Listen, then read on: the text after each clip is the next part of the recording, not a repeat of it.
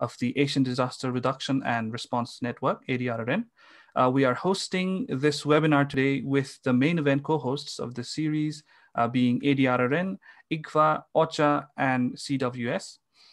This webinar is a part of the 2020 Regional Humanitarian Partnership Events, which is a series of consultations, thematic webinars that is aimed to bring humanitarian and development actors for a focused discussion, sharing perspectives on how disaster risk reduction, emergency preparedness, and humanitarian response should be taken forward and evolve in this changing regional and global context.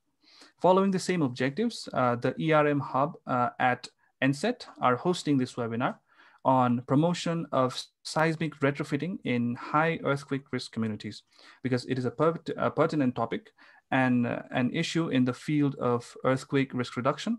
And there is a growing need felt that it needs to be promoted more at all levels. With this very brief introduction of this event, I would like to go over the format of this webinar for all of our attendees, which are 72 in number at the moment. We are going to have the opening remarks delivered by the chairperson of ADRRN, Dr. Amodmani Dixit first. And then we have 3 presentations, including a keynote. We will then have a panel discussion. We have 3 panelists present here today with us. It will be followed by an open discussion session. At the end, we will have a closing remarks by the Secretary General of ADRRN, Takeshi-san, Mr. Takeshi Kimiro. I will be providing a brief introduction of our speakers and panelists before their respective presentations and panel discussion as well. However, to quickly inform you, we have Professor Kimiro Meguro delivering his keynote, followed by a presentation each by Dr. Ramesh Kuragai from NSET and Dr. Harikumar from Geohazards International. We also have a great list of panelists in the form of Dr. Yuvraj Paurial from the NRA, Ms. Mayforth Luneta from Center for Disaster Preparedness Philippines, and Ms. Maggie Stephenson, a prominent figure and an expert in the field of shelter. Before we start with the opening remarks from Dr. Dixit, I would like to quickly go over the housekeeping rules very quickly. The webinar is scheduled to last around 2 hours, including presentations, panel discussions, and the Q&A session. The webinar will be recorded for future references and will be purely used for official purposes only. Please use the Q&A feature to pose your questions, also mentioning who your question is for. And I request you to refrain from using the chat box to post questions to our speakers. But of course, you are free to post your greetings, share your learnings or experience or any special information. Lastly, the video and mic feature for the attendees have been disabled for now, purely to avoid inadvertent background noise, just avoiding any accidental turning on of mics by mistake. We would like to apologize for this, but please raise your hands if you need to speak at some point of the open discussion. However, I encourage you to please use the Q&A feature as far as possible to put your questions forward. Now, please allow me to invite Dr. Amodmani Dixit, the chairperson of ADRRN and General Secretary of NSET, for his opening remarks, requesting him to provide a precursor and setting the scene for the proceedings to follow for today's event. Dr. Dixit, the floor is yours. Thank you very much, Vivek. Can you allow me my video? Okay, start my video. Yes, sir, certainly. I see about 100 participants to this webinar, and we have got the celebrities in the area. We have Professor Meguro, Kimiro Meguro, Dr. Ramesh and Harikumar, and also we have got from the government of Nepal, Yuvraj Paurial, who has been instrumental in exacting the retrofitting and reconstruction of thousands and thousands of buildings. We have got Maggie, who has been in this field and who have been guiding us since Pakistan earthquake when NSET worked. So I greet everybody. I welcome everybody, all the participants, and I thank for their time for deliberating on this very, very important event. I'm talking on behalf of the Asian Disaster Reduction and Response Network, a network of dedicated institutions that are, working in areas of disaster risk reduction and emergency response and humanitarian assistance provision. It is Asia and Pacific, 20 countries, 56, almost 60 institutions, spread over the nook and corner of Asian, continent. What we say that we are serving from policy level to the last mile, or rather the first mile, those who are in the distance. So this is ADRRN, and we are very happy that one of our hubs, one of our 8 hubs, the Earthquake Risk Management Hub located with NSET, is one of the first to host such thematic webinars. This is part of, as Vivek said, this is part of our annual event. We used to meet every year together with our partners, and sharing our experiences, sharing our successes, sharing our pains and sometimes difficulties, and then finding out new ways to how we can tackle this huge problem of disaster risk reduction. And thanks to COVID, now that we have, it has forced us to think in a different way, in a new way. And then we are doing this series of consultation meetings, regional partnership events, partnership meetings, and we are talking to, exploring what should be the future of humanitarian actions and response. Our partners, our long-standing partners, ICWA and others are with us. OCHA, the United Nations OCHA, and also the Community-Based World Services, and ISDR, and host of its other partners. So this year, we are doing these regional events, which is discussing among the regional partners, as well as, more thematic webinars hosted by our hubs. And there are 8 hubs located in Tokyo, in Japan, in India, in Malaysia, in Kathmandu, in Pakistan. So these are the thematic hubs. They keep the momentum, going forward. And this is one of those, perhaps the first of the thematic hubs organized webinar. All these things will not, it is not only for luxury. This will be molded into, this will be analyzed into a position paper or an analytical paper that will look into the entire thing in terms of the theoretical aspect, in terms of policy, in terms of practicality, and in terms of the problems and solutions.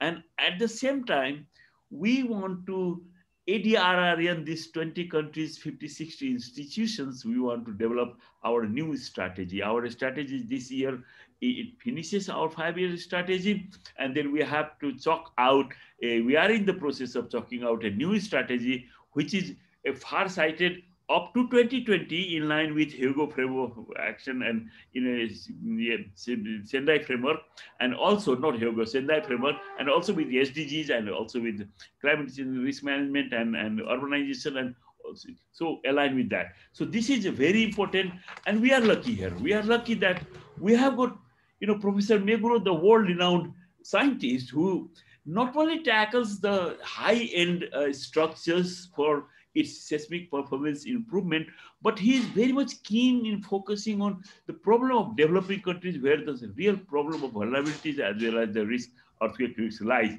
And I know him since 1993, the World Seismic Safety Initiative, and his heart is in the developing countries, and he says no need.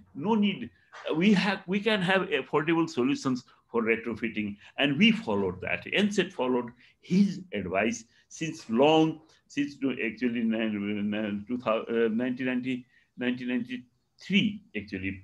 So he's very busy person, and we should be lucky that we should consider our lucky that he could devote some time to come and to educate us, or to talk to us about the seismic retrofitting. Actually, this problem is, the scientists like Professor Meguro, I mean, they say that it is possible. Let's do it. It is affordable even in developing countries. But then we have not been able to do that. in terms of practical aspect of retrofitting, our structure, our bridges, our buildings, we have not make, they're very limited.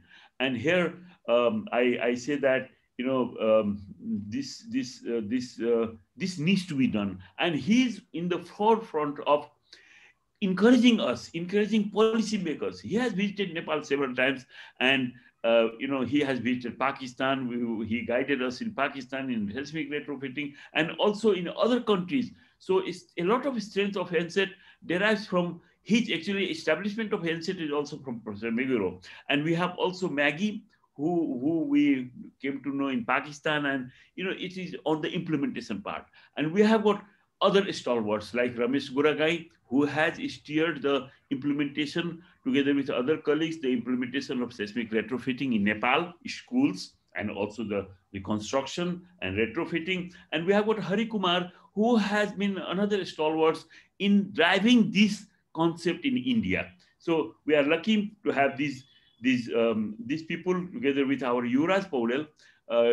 He is the government official, and he's the one who is driving this process with the government of Nepal, himself a graduate from a Japanese university. So we are here very lucky to do this. The whole idea is to have convince who make decision of retrofitting, but then we have to have a credible case that it can be done. It can be done at affordable cost, and then we can educate people to do it, and we have to do it, sort of a thing. So I'm very happy on behalf of ADRRN, 20 countries, 56 institutions, and thousands of people are waiting for this, using this, linking this science to the last mile, or rather, let us say, to the first mile, so that we can benefit from the advancement in science. So thank you very much.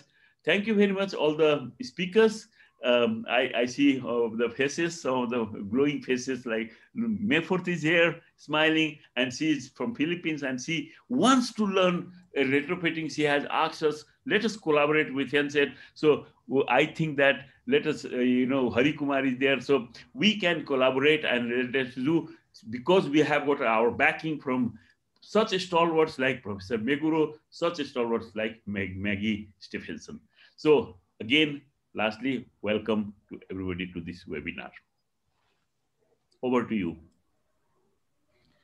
Thank you very much, Sir Dr. Amod Mani Dixit, for your very warm and encouraging remarks, and for setting the course for this program. As I see now, we have more than 100 participants already, more than 100 attendees in this event. So I hope we are going to have a very lively discussion in this event. Now, I would like to start the presentation sessions, starting with the keynote of Professor Kimiro Meguro. Before he starts, I would like to give a brief introduction of Professor Meguro.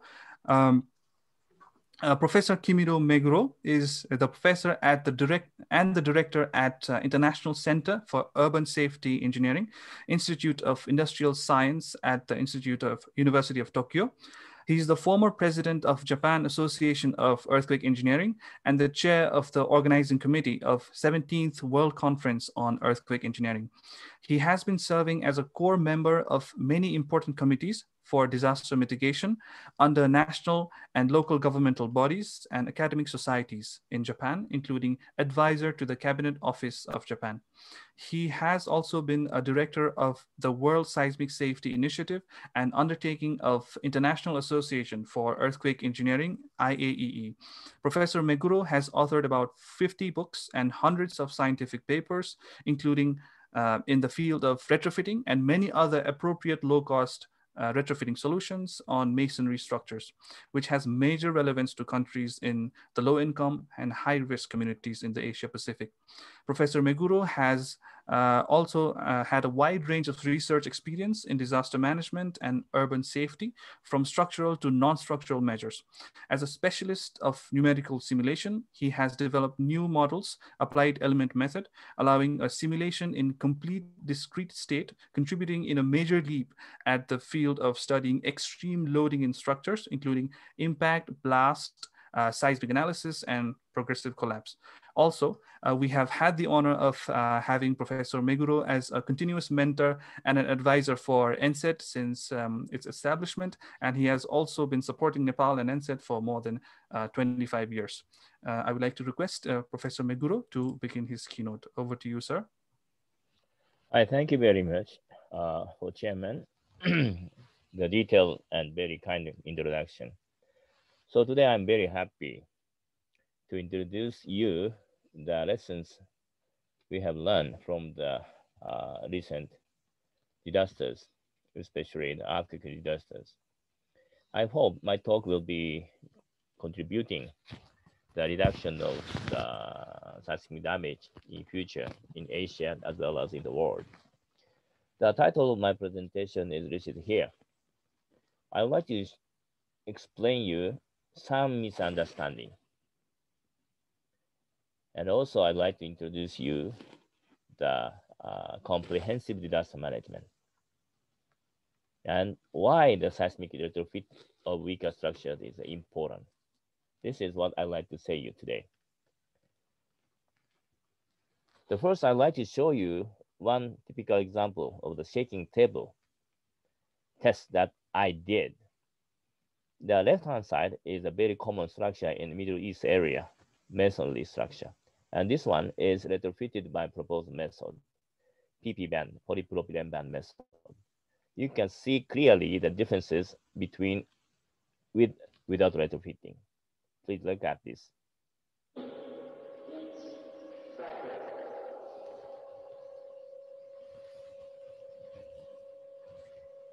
This case, we apply the same ground motion, Manjiro earthquake ground motion.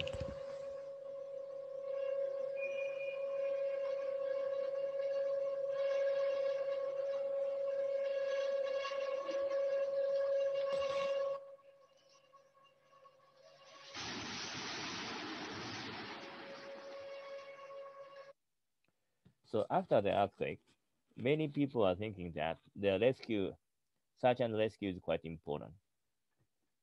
So I am not saying the rescue, search and rescue is not important, but you should understand that this is quite difficult.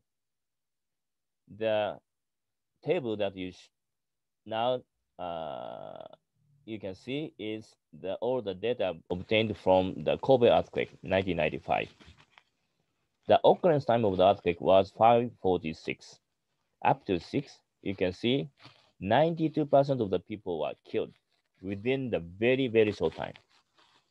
After the Kobe earthquake, many mass media people are saying that if the Prime Minister responded quickly, or if self-defense force had a system by which they could decide by themselves without waiting for the requirement from the governor, many of the victims could be saved.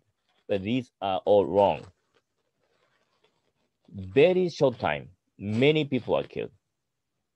And there was no person who was saved by the international search and rescue team.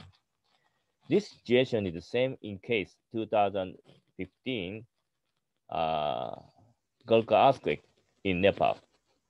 0.09% of the people were saved by the international team. 0.09, less than 0.1%. So we should recognize how difficult to save the people by the search and rescue, especially the international team. This slide is quite important slide. This shows the comprehensive disaster management system, starting from damage mitigation. There are two. One is structural mitigation. The other one is land use management mitigation. Structural mitigation means, for example, in case of the earthquake damage, we can increase the seismic capacity of the structures. We can mitigate the damage very much. And also, if you know this area is a very dangerous area, the authority should not give the permission to use that area, for example, to construct structures. And then next one is the preparedness. Prepare something before the hazard attack. We can reduce affected area, and also we can reduce the negative impact propagation velocity, namely preparation of the organization to respond, preparation of the recovery reconstruction plan before the hazard attack, disaster manual, drills. These are the elements. And just before the hazard attack, if we can predict and give the information, then we can reduce the damage. This is prediction and early warning. Hazard attack, disaster happen. The first, what we should do is assess the damage. Where and what kind of damage occur as soon as possible, high accuracy as possible. Then, based on the assessment data, next what we should do is disaster response. Sometimes we put the emergency at the top. There are three purposes under the emergency disaster response. First, rescue the people. Second, prevent the secondary damage. Third, recovery, the important function. But this does not include the recovery or reconstruction of the affected area. Therefore, recovery and reconstruction should follow. The build back better means the big disaster has a very unique characteristics. That is, even without disaster, big disaster appear the potential problems that affected area had by shortening the time and more visible. Therefore, even when we recover what it used to be, that is not enough. That is the concept of build back better. Then, today's my point is this two-part, mitigation and preparedness. Otherwise, it's quite difficult to reduce the damage. By the comprehensive disaster management system, what we should do is, first, disaster risk reduction or control capacity. Next one is the disaster resilient improvement capacity. And the second one is quick recovery capacity plus capacity to build back better. By these capacity, what we can do is when the hazard attack, then damage occur. How big damage occur, it depends upon the pre-disaster countermeasures. And once the disaster decided here, then next, how to recover or how to improve better. This is the disaster resilience part. And when we classify the damages into two, type A and type B, type A means it is induced by many other damages. B is it induces many other damages. The collapse of the structure is type B. So this type of the damage should be prevented because it affects a lot to other damages. Hi, there are two maps. The above map, upper map shows the distribution of the masonry. When we include the brick masonry here, all the ancient countries are covered. And the bottom one shows the seismicity, high seismicity area. There are many overlapping parts, therefore, many structures collapse when the earthquake occurred. And then when I pick up the past all events, earthquake disaster, whose fatality is more than 10,000, we can pick up 31 events. Among 31, there are only 3 exceptions. That main damage cause was not the collapse of masonry type of the structures. Kanto earthquake in Japan and Sumatra by tsunami and East Japan by tsunami. Only these 3. Other are all the major cause was masonry type of the structures collapse, over 80%. So it means when we want to reduce the earthquake damage in the world, the retrofitting of weak masonry type of the structure is a really key. And why so many people are killed by the collapse of the masonry type of the structures rather than other type of the structures? First, the failure behavior is very brittle. Therefore, people cannot get the evacuation time. Second, the unitary size of the member is very small. Therefore, the survival space is filled with the fragments of the bricks. And number 3, during the collapse, it generates a very heavy dust. Therefore, the many people are injured severely or killed. Now, when we discuss the promotion of the retrofitting of weaker structures, the researchers or engineers or the professors those from developed country, they tend to say that, oh, why don't you use a new technology, new material without considering local real condition? Local real condition is key to solve the problem. We should pay attention to these keywords: local availability, applicability, acceptabilities. So when we discuss these vulnerabilities, I think there are two aspects: technical aspect and social aspect. About the technical aspect, if we propose method, even that is very sophisticated, if the people cannot follow, then it's impossible. And with your proposed method, some material is needed, that material should be locally available. And about social aspect, we should pay attention to the cultural acceptability. And also, of course, economical affordability. And the last one is, we should propose acceptable promotion system by which the people, I mean, all the stakeholders are encouraged to retrofit their houses. And then I summarize the important points.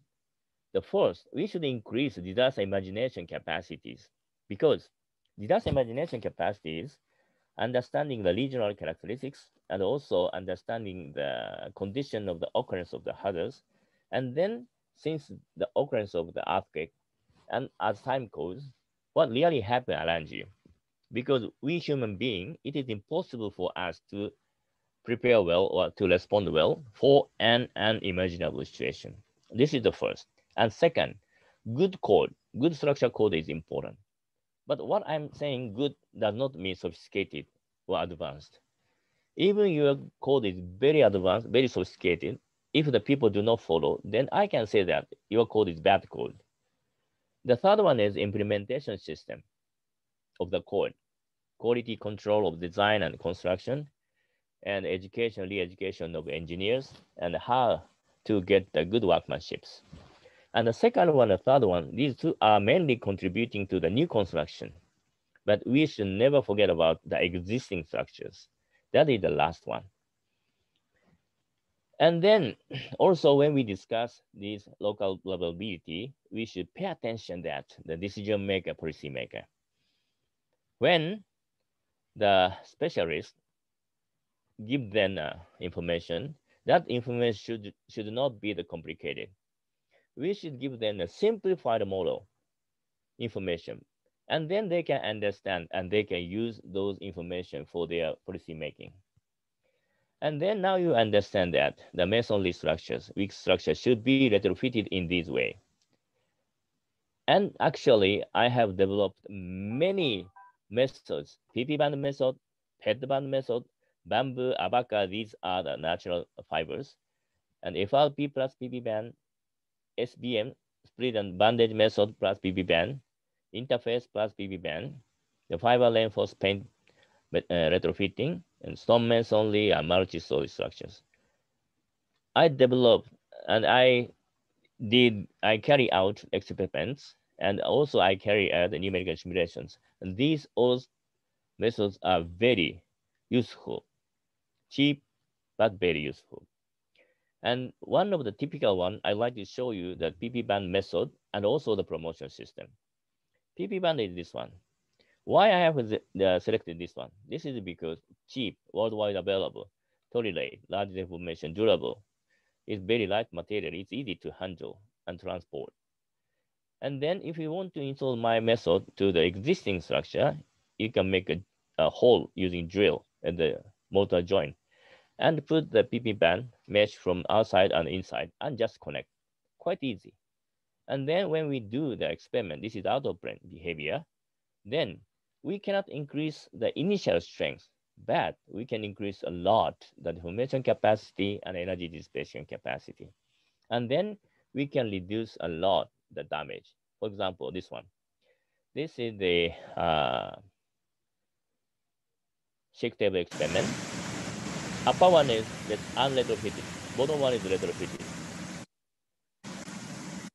You can see the upper one is damaged, but the bottom one was okay. Then,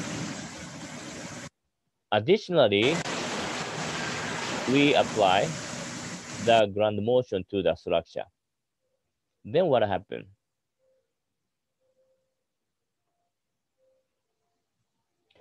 The world weakest type of the structure can be improved a lot.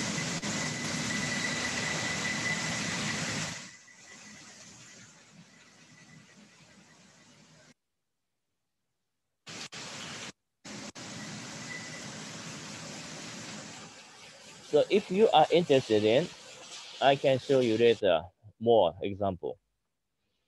And this method is developed for existing structure retrofitting, but now you can see, understand, this can be applied also the new construction with more ease condition. And when we visit the affected area, sometimes I got the question that how we treat the debris obtained from the waste collapse structures. And then I said that, oh, don't worry, stones are stone, mud are mud, bricks are bricks. Why don't you use those materials coming from the collapse structure? And using my retrofitting method, then you can solve the waste of construction problem, and also you do not have to buy a new construction material. The total cost of reconstruction can be very, very small. And this one, this is example. The total cost needed for material, retrofitting material, US $30. And this case, this was the first time for the local mason in the affected area, Muzaffarabad, by the 2004 Kashmir earthquake. The increased cost is just less than 5% of the total cost. And in Nepal, Dr. Ramesh, he retrofitted this house in 2009. This is Adobe, two-story one. And then after 2015 earthquake, there are many structure collapse, but the retrofitting one was okay. And when we observe carefully, you can see some of the area damaged. This is the evidence of that this area is shakes a lot, and the retrofitting of effect of the retrofitting of PP band method. And next one is the promotion system. The promotion system is quite important. I already developed 5 very unique promotion systems. All stakeholders are encouraged to do retrofitting. By grouping analysis, I select the proper promotion method. Because of time limitation, today I'd like to show you the very simple one. This is two-step incentive system. The material cost is very cheap, but when we look over the world, there are many people who cannot afford. Therefore, we will give the material for free to the people. Then what happened? The people who cannot afford US $30, US $40 material, if they can get that variable material, they may sell the material to get the cash. This is the human mentality. Therefore, we developed the method that, okay, if you retrofit your house by using a freely provided material, and we will check. If your retrofit is okay, then we will give you the big amount of compensation when the earthquake occurred and your structure will be damaged, even if you retrofitted your house before the hazard attack. The mechanism is that because of the retrofitting, when the earthquake occurred, the total number of structures collapsed can be reduced very much. Therefore, from the viewpoint of the government, even they make a promise to give the big amount of compensation, the total number of the houses to which the government should pay become very, very small. Therefore, the total budget can be reduced. This is the mechanism. And this shows the fragility function. Horizontal axis shows MMI, seismic intensity. The vertical axis shows the collapse ratio.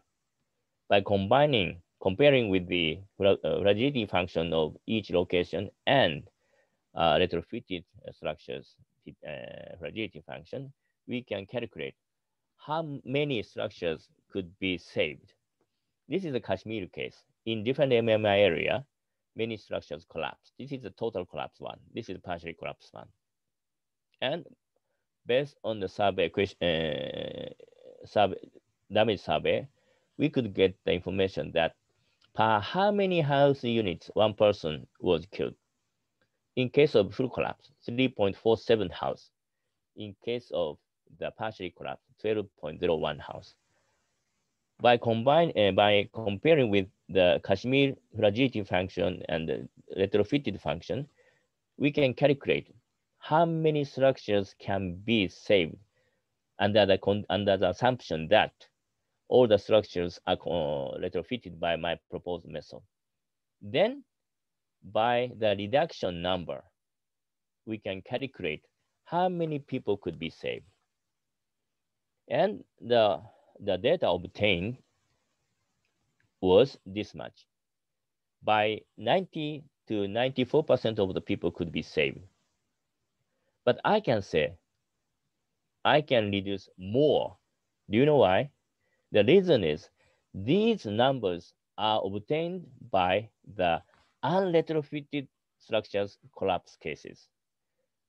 But if we retrofit by PP band, then even the structure will be finally collapsed, the total duration become very longer. And for example, the partial collapse case, why the people were killed? This is because a part of the wall attacked the people, fell down and attacked the people. But our case, we wrapped the structure, a wall. Therefore, such behavior could be prevented. And the next one, then how much money can be reduced? This case, the retrofitted and non-retrofitted house owners, they can receive the same amount of compensation. In this case, if you retrofit your house before the hazard attack, you can receive the twice a large amount of compensation. And then when my proposed method is accepted, then the acceptance ratio is increase. Then in both of the cases, the total budget that government should pay become lower. But when we compare the very severe ground motion area, a little bit increased. This is because even the percentage is limited, small, but retrofitted one, some of the retrofitted one may have some damage. But these simulations were done under the condition that each MMI area has the same number of structure to make the story simple. But actual case is quite different. Actually, the severe condition, severe ground motion area is small, and increase, the ground motion is mild. Then when we consider this, then as I said, we can reduce 95% or more the fatalities and casualties. And then the total budget that government should pay could be reduced this much. In case BAM Iran, they can reduce by over 95%.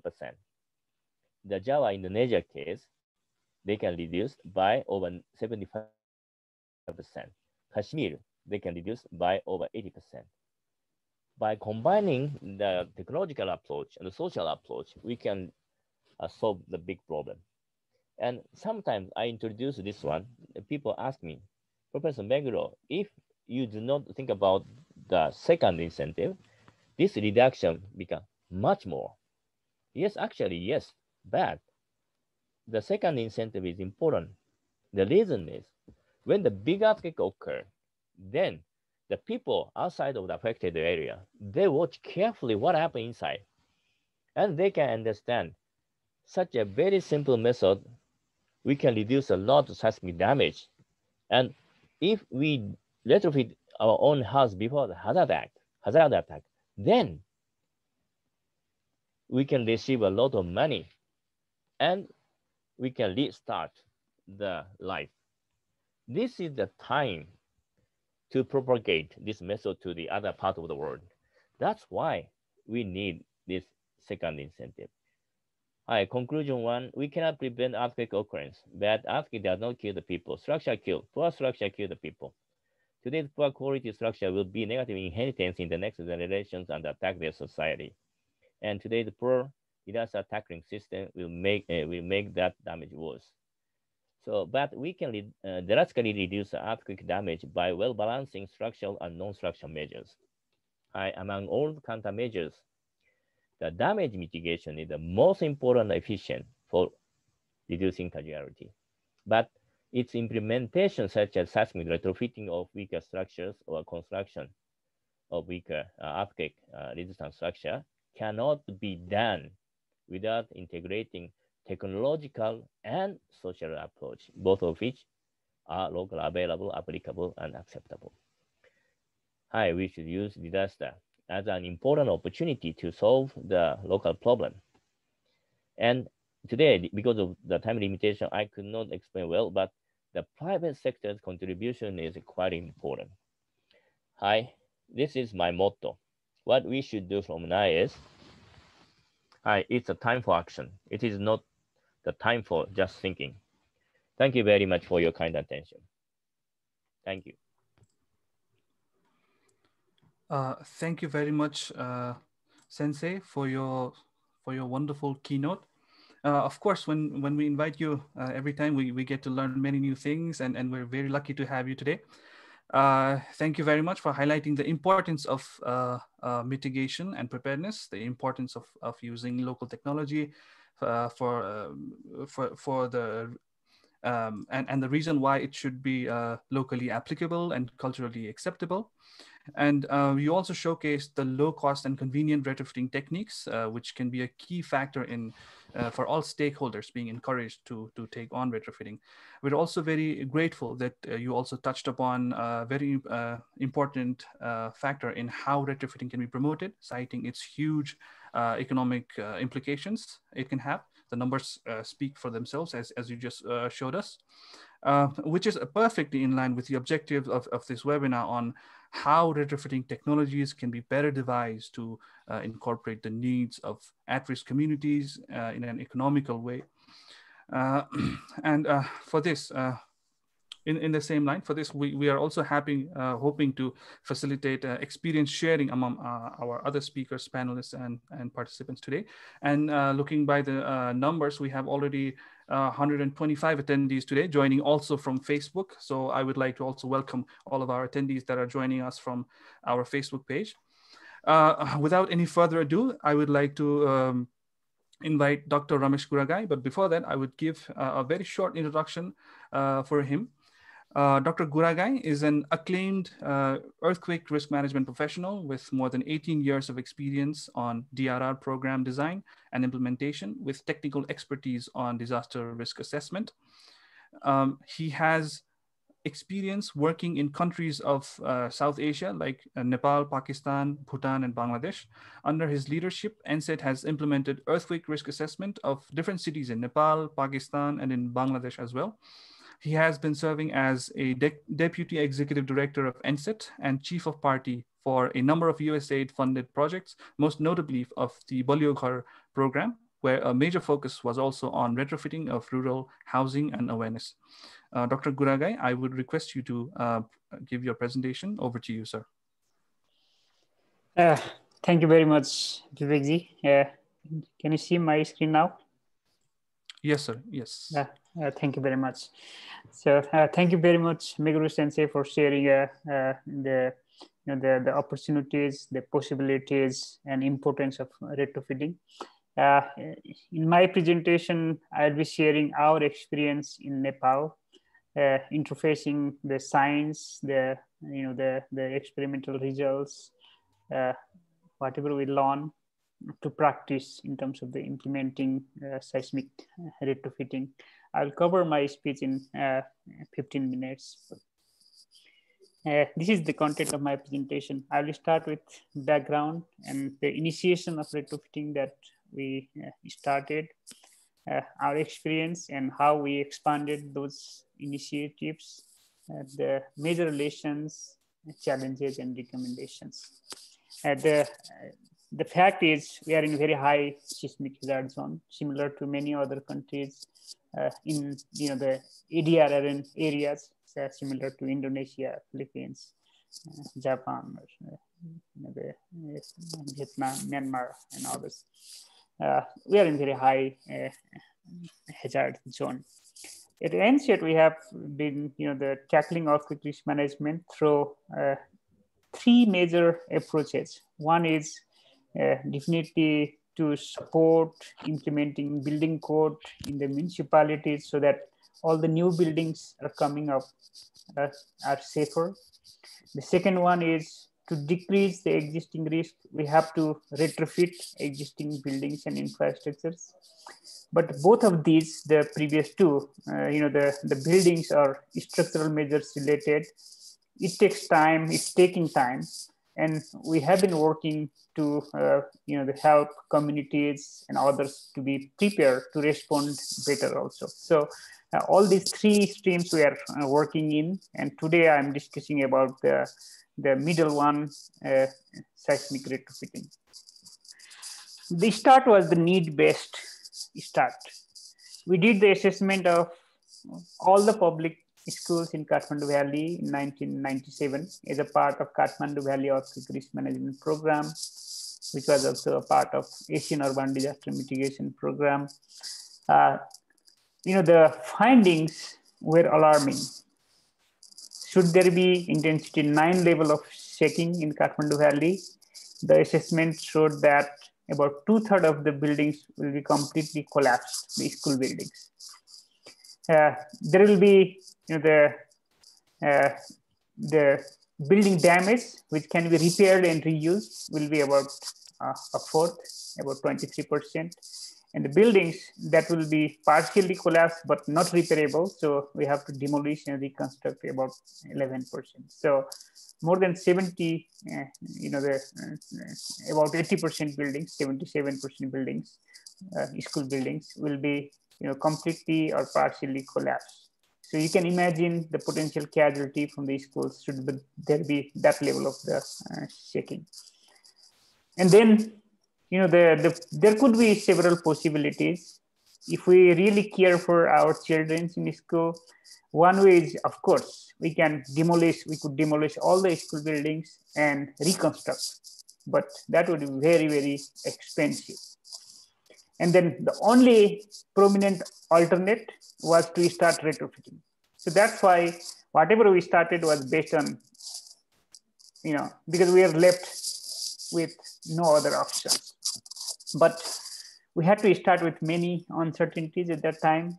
In our region, there are very few or almost none examples in terms of the real implementations, and all those questions that Meguro Sensei already raised also, the technical feasibility, economical affordability, cultural acceptability, local availability were the questions for us also to start to work.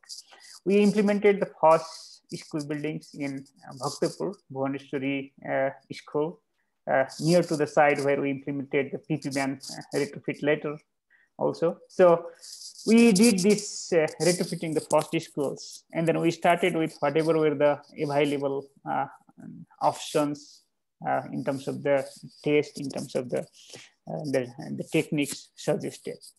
When we were retrofitting, then it was a new type of the work in the society. So many people asked why we are doing for the existing building, scrapping out all the mortars and then putting reinforcement from outside and others. So there was a huge questions why we are doing this, and then we had to explain that. So that's how it became, the bringing more people on the discussion. And when we were working, the local masons asked, okay, I do whatever you engineers say, but why we are doing this? And we realized that it's not only to tell them what to do, but also to explain why we need to do that. So that's how the masons training started, and then bringing the parents, and then motivating the students, the teachers, and then and then also bringing the Ministry of Education, Department of Education. Our colleague will share his experience later also. So this is how we started, and ultimately it became a comprehensive program, including the awareness raising, capacity building, and construction. Later on, we started from one technique, the splint and bandage. Later on, we found that For some of the schools, it was not possible. So, we expanded in terms of the options. It started with this, the horizontal and vertical reinforced concrete bands at different level of the existing masonry buildings. For some of the schools, 2 or 3 stories, that was not enough in our calculation. So we had to do the complete jacketing by reinforced concrete members in all the walls. Later on, we had the GI wire jacketing. We learned from the University of Tokyo. Professor Meguro guided us, and we learned about the PP band mesh retrofitting technique, and we implemented as pilot here. For the reinforced concrete buildings, because many people, for a longer period of time, they thought that, whatever way we construct the reinforced concrete buildings are resilient, but it's not. And then we had to start that for the commercial buildings and others. So we started, jacketing of the columns, adding of the shear walls, the balancing of the load resisting systems and others. For the low rise, non-engineer reinforced concrete buildings, even we make as a, non-engineer RC to a hybrid system where we used, the jacketing as well as the, providing extra safety to masonry panels. This is how we got for different retrofitting methods. After Gorkha earthquake especially, we expanded our program to the rural buildings also. Earlier, our the experience was more for the urban buildings, the brick masonry or the reinforced concrete. And after Gorkha earthquake, we did this for the rural buildings with stone in mud and others. Also expanded from from schools to very high attention buildings that draw attention of all the senior government officers. For example, the retrofitting of the Supreme Court, and Chief Justice at that time was involved in discussions and others. So we retrofitted Supreme Court and did the design and also the construction supervision. Also, we got involved in the review of the Prime Minister's office retrofitting. It's still under completion. It's undergoing near to completion now. So the expansion from the simple institutional buildings like schools to very high importance, high attention type of the buildings. We also did little bit replications, not much. In other countries. In Pakistan, after Kashmir earthquake, we implemented one demonstration, one pilot in Gilgit. In Pakistan, the schools retrofitting together with the masons training, engineers training. In Bhutan, we work for development of the guidelines, training of the engineers, and also some demonstration and some the model work for reinforced concrete buildings retrofit, as well as for the masonry buildings retrofit. In Bangladesh, it was more software. It's only the engineers training, masons training, and also we support on design of the retrofit. So we expanded a little bit, to other countries also. Our lessons, let me talk, one by one, 5 or 6 major lessons. We have many, but we can discuss on these what I thought are the important one. Number 1 is we don't need to wait for earthquakes to strike to start retrofitting. We started quite long back. It's 23 years now. It took time, but before Gorkha earthquake struck, we had about 300 schools retrofitted. And then in Gorkha earthquake, all those retrofitted performed very nice. In some of the school compound where we had so-called slightly safer new buildings, the reinforced concrete with the masonry infill, that completely collapsed. And the previous one, weak masonry, which was retrofitted, sustained even without crack. So we have a visible, clear experience that the retrofit worked well. And then it's not only that, because of our approach of involving communities, the communities has so high trust to those retrofitted buildings that they use it as an emergency shelter just after earthquake. The PP band retrofitted house, as Meguro Sensei mentioned, we checked that and it survived well with very little or no damage. The lesson number 2 is we always think that we don't have policy, we don't have the guidelines, we also don't have the sufficient research. That's why we are not doing. But our lessons and experience shows that we have to start from implementation. We can learn from others already done research, and also the experience implementing this type of the work. We can start implementing, and then the additional research. Of course, research is not enough. We need more techniques. We need more innovations in terms of the social and technical approach. So we should continue, but we have to start implementing. Otherwise, nothing will move forward. The policy, actually, in our experience, comes a bit later. We started in 1997. The national plan for retrofitting of the larger scales, the schools came only in 2011 or 12. So it's in many years of the pilot demonstrations, talking, and others. So our understanding and our major relation is we can start from that. But definitely from the research, we can bring many of those to the guidelines, and from the guidelines to implementation. That's the normal general way, but we can start with the implementations. The research helps a lot in terms of the building confidence, especially for the technical people, because if you cannot quantify how much is the safety enhanced, it's very difficult to convince the technical people. And unless we convince them, it's not possible to implement. So the research actually for our case helped a lot to build the confidence of the technical people as well as the policymakers. The videos, the photos, and others were really helpful, convincing. Lesson number 4, it is a slow process, but starting is very important. If we had not started the school retrofit in 1997, we would not have this big program now we are implementing. It's about 2,000 plus classrooms in the west of Nepal, defeat funding. There are international organizations, NSET is working, Save the Children, Arup International, many organizations are involved in terms of the different technical social aspects. And we are implementing in a larger scale. But we had to wait, demonstrate, continue for several years. The scale will follow. But the most important point is we have to start from 1. Lesson number 5. Many of us, including the engineers, we think that the retrofitting is technically complex. Yes, to quantify, it requires a serious, the research and calculations, the numerical simulations, the checking table test, and others. But our experience, especially for rural, simple buildings, and which is the majority in our region,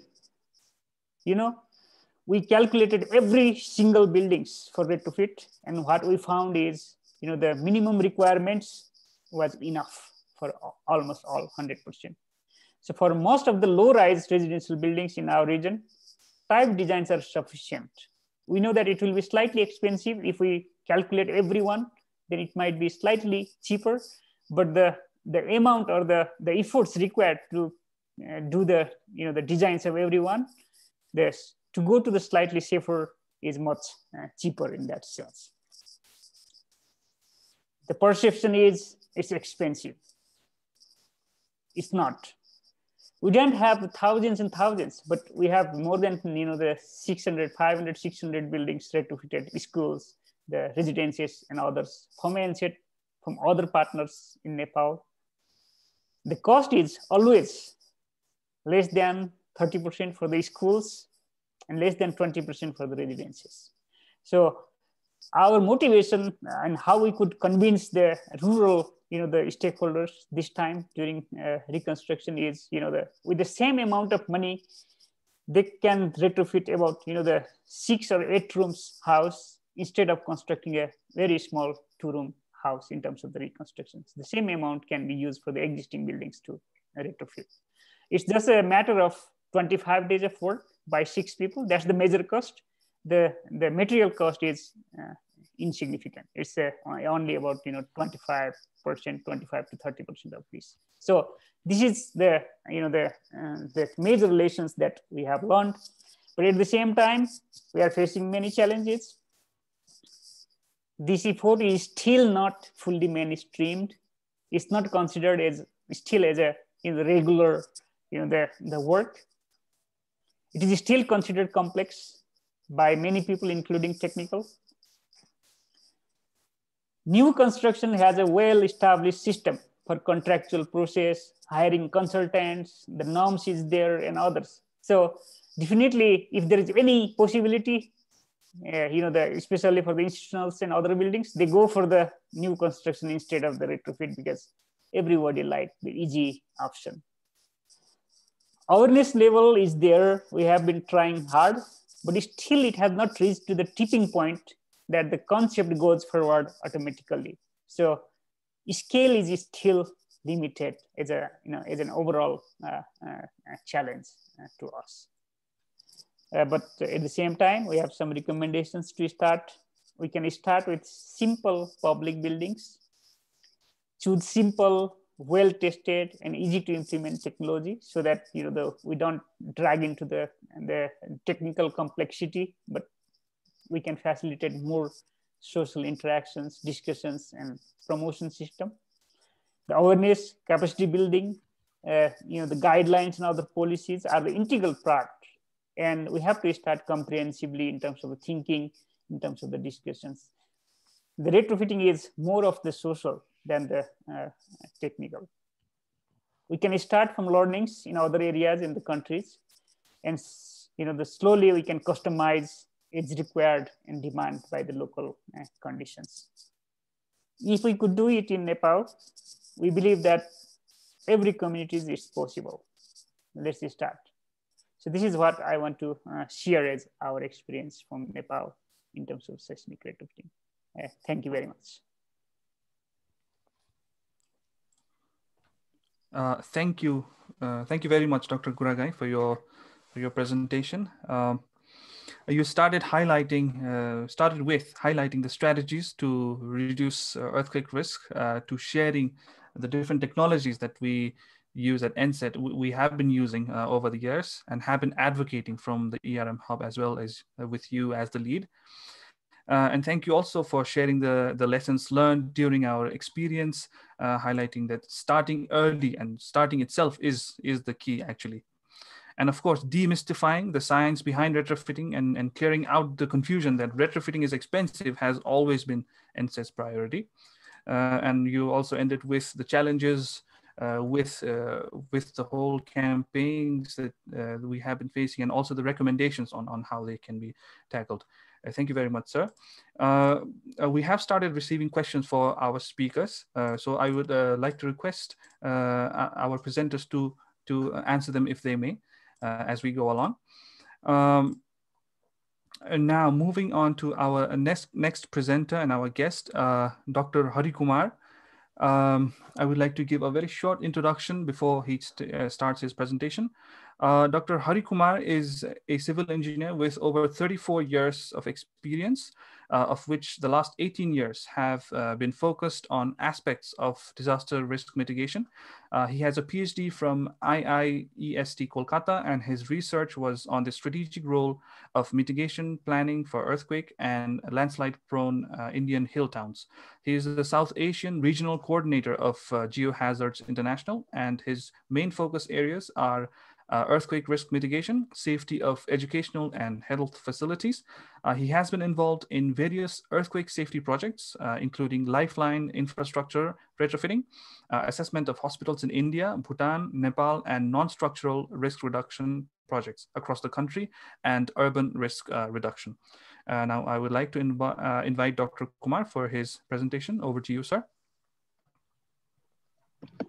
Thank you so much, Vivek. Thank you so much, everyone at NSET, Amodji, Ramesh, and I was really happy to listen to Dr. Meguro. Thank you so much for having me on this session. I will share my screen right now.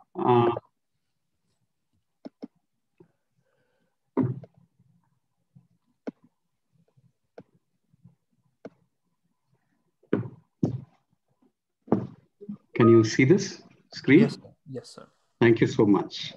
So I'll just, I'm actually basically reiterating what has been spoken by both our presenters. And, we have been involved in a few retrofit programs, and I would like to talk a little bit about what we do and how we manage to keep it sustainable.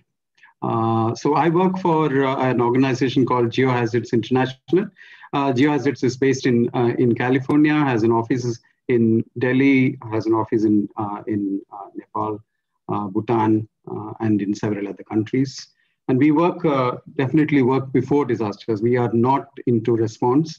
We work before disasters. We help local leaders with expertise they need.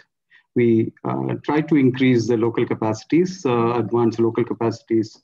We always, as has been mentioned by the previous two speakers, we always consider the social context and bring in relevant solutions. And we try to communicate and inspire local leaders into doing things which they otherwise may not have. And this is not something which we can do without long-term relations and long-term cultivation of trust. So I will speak about our retrofit projects. A few of our projects were, we started along with NSET actually in the late 90s, long before I joined. Ramesh was of course there, but long before I joined Geohazards International, we started working in Nepal along with NSET. Then in Delhi, we had a lifeline building project, then several other projects in various parts of the world, including Dharamshala in India, in Peru, and other parts. I'm going to talk about Delhi because that is really a high-risk area with a huge population. And what we were involved in was a pilot project for the Government of India. And the Government of India was planning a national earthquake risk mitigation project at that point of time. And that was had a big chunk of that project was on retrofitting. So we realized in the Ministry of Home that India does not have experience in retrofitting before an earthquake, as Ramesh was mentioning, before an event. A lot of our retrofits, so-called retrofits, were repairs and rehabilitation works. So this was a project. We worked closely with the Ministry of Home and the Delhi Public Works Department. And they selected 5 buildings for retrofitting, and 5 buildings which were crucial for earthquake response. In a post-earthquake scenario, these were supposed to be very crucial. The Delhi Secretariat, where the Government of Delhi functions from, the Delhi Disaster Management Authority, the police and PWD headquarters, GTB Hospital, one of the main hospitals across the river. Delhi is actually divided into 2 by a river. So the best hospital, the biggest hospital on the other side of the river, was considered for retrofitting.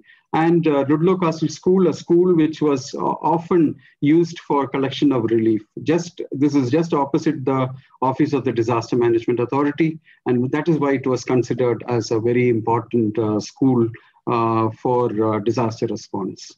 So we also helped the Delhi Public Works Department in retrofitting of a few buildings. So it was, as I mentioned, a Government of India, Government of Delhi project. So one good thing about this project was the government was on board right from the start. We didn't have to do the hard work which Dr. Ramesh and Dr. Amod and NSET has been doing. In this project, we had the government on board right from the beginning. And the mandate was to build capacities on retrofitting so that it can be taken forward into the National Earthquake Risk Mitigation Project. Trying to understand what can happen in an earthquake, what will happen to the building, what are the strengths, what are the weaknesses. And we had to come out with a basket of solutions. It cannot be a single solution, a basket of solutions like Dr. Ramesh was mentioning. And we had involved the client at every stage. When I say the client, it is the Government of Delhi. If it was a school, we talked very closely with the school principal. If it was a hospital, we had to involve the MS of the hospital, the head of the hospital. When we were working with the police headquarters, the police chief was involved in each of the decision making. And that is, I think, something which is often missed in retrofit projects, that the client has to be involved. So the process we undertook, was the selection of buildings was done by the government of Delhi, and they were looking at how the criticality of the building, and not only the criticality of the building, but also the replicability of the retrofit. If there was only one steel building in Delhi, we were not retrofitting that. We were looking at how this retrofit, which will help in replicating in other parts of Delhi and other parts of the country. So depending on the building, we brought in the experts. We had a masonry building, we brought in the expert who has been working on masonry buildings. We had a heritage building. In one of the lifeline buildings, we had to bring in a person who was involved in retrofitting of heritage structures. We had a hospital. So retrofitting a hospital is a very, very different ballgame from retrofitting a school. So we had to bring in the expert for retrofitting of the school. Two of our buildings were on the banks of the river, on soft soil with high water table. So we had to bring in the experts on liquefaction potential studies. So the selection of the experts were done. Expertise was to suit the buildings, and decision making. We discussed with the clients in each of these buildings on what kind of safety is required here. When we were looking at the hospital, there were 12 buildings, and not all of these buildings we realized were as critical. Not all of those buildings had to be retrofitted to the same level. So we looked at what would happen, what are the critical buildings within the hospital. We looked at the emergency building, the OTs, the operation theaters, the CSSTs, and the ICUs. So we also asked, what are the long-term plans of the hospital in the hospital? And very interestingly, the hospital manager informed us that they are going to build a new women and children's ward, which was earthquake resistant or designed as earthquake resistant. So our experts were very happy. We said, okay, wonderful. We can just move our critical services to this new earthquake resistant building and retrofit the current hospitals to a level lower so that life safety is assured, not immediate occupancy. But however, the manager said that no, we cannot use it for any other purposes but as a women and children's ward, because it's one of the election promises or something like that. So we had to discuss a lot on what their buildings are, what the building functions are, and also what their future plans are. We decided on the performance objectives. Not all buildings needed high levels of performance. We did the preliminary analysis, and that was also very interesting to find out the as-built investigations, trying to find out how was this built? When was this built? This was built in 1982. Okay. So then the Delhi PWD identified a chief engineer who is currently the chief engineer, who used to be a site engineer, a young site engineer at the construction of that building, to find out how this construction was. The pile depth mentioned 16 meters. So we were quizzing this chief engineer about things which happened when he was a site engineer. Did you actually go down 16 meters? And he mentioned that the main engineer was very strict with the contractor. So if it is written 20 centimeters in the drawing, it will be 20 centimeters. So we could, what was the quality of concrete? Was it done with a hand mix, or was there a concrete mixer there? So all of those as built, it was almost like a detective investigation going on how this building was constructed. And the engineers were taken on exposure visits to understand how retrofitting is actually happening. The engineers who were involved with from the Delhi Public Works Department. Then we developed the methodologies, and it cannot be one methodology, as we said. Discuss with the owner, how much of disruption can you allow? Can you shut down this building for a few days? And most of the buildings could not be shut down. So they wanted a minimum level of interference within. So they wanted designs which were external as much as possible. In a hospital, a retrofit, noise became a problem.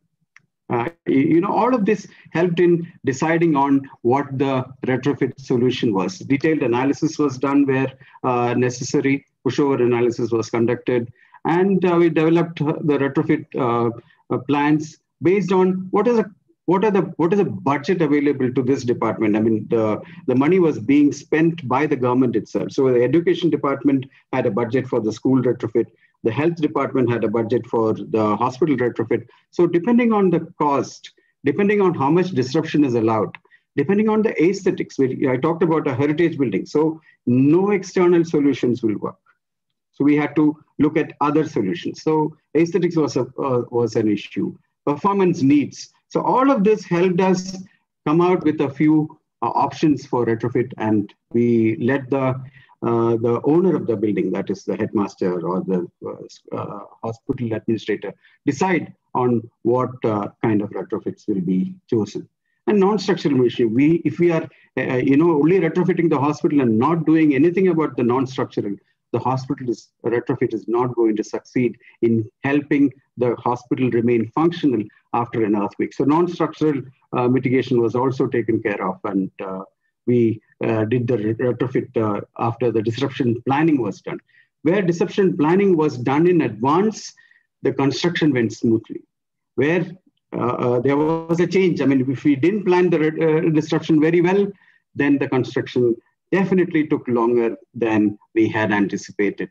This is the 55,000 square feet of school, which was retrofitted, 4 floors. And this was done to Indian codes. So it was done to Indian codes actually after intense discussions so that this can be replicated elsewhere. We didn't bring in anything external as our first presenter was mentioning. We didn't bring anything external. We try to do it as much local as possible.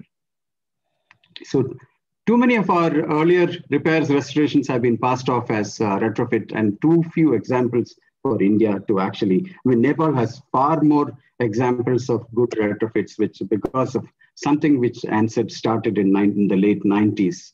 For India, we have very few examples, unfortunately, and there is, as everywhere, difficulty to convince officials that retrofit is needed before an event. So I'll just try to answer a few of the questions which have been posed to all the presenters. So retrofitting, where does it figure in DRR? Definitely in exposure reduction if we go for large scale retrofitting. And if we retrofit the critical infrastructure which are needed for response, we can reduce the exposure. Vulnerability reduction, definitely. Retrofit is a vulnerability reduction measure. And capacities have to be built. Local capacities have to be built. What retrofit technologies provide a positive outlook? It's all local here. And as has been mentioned by both of my previous speakers, local technologies that can also be adaptations of normally used technologies. Local technologies that are part of the building codes will be very, very accepted by the local people because they are already following the codes. And India has a few codes for retrofitting, for earthen buildings, masonry buildings, RCC buildings. So we actually, more than often, we try to stick to what is available in the codes and the local capacities. The last part, advancing local capacities, we need to be bringing in technologies which use the locally available material, locally available skills, or skills which can be imparted locally. We don't bring in anything alien so that they will not be able to maintain these retrofits after 5 years, after 10 years. Better incorporating needs and limitations, consider the social context. It's very, very important to understand the needs of the communities, their ability to finance it, and not just this retrofit, but future retrofits as well. And we need to connect the leaders, because once we convince the leaders, then everything actually becomes much, much smoother than otherwise. And as I mentioned, understanding what can they do?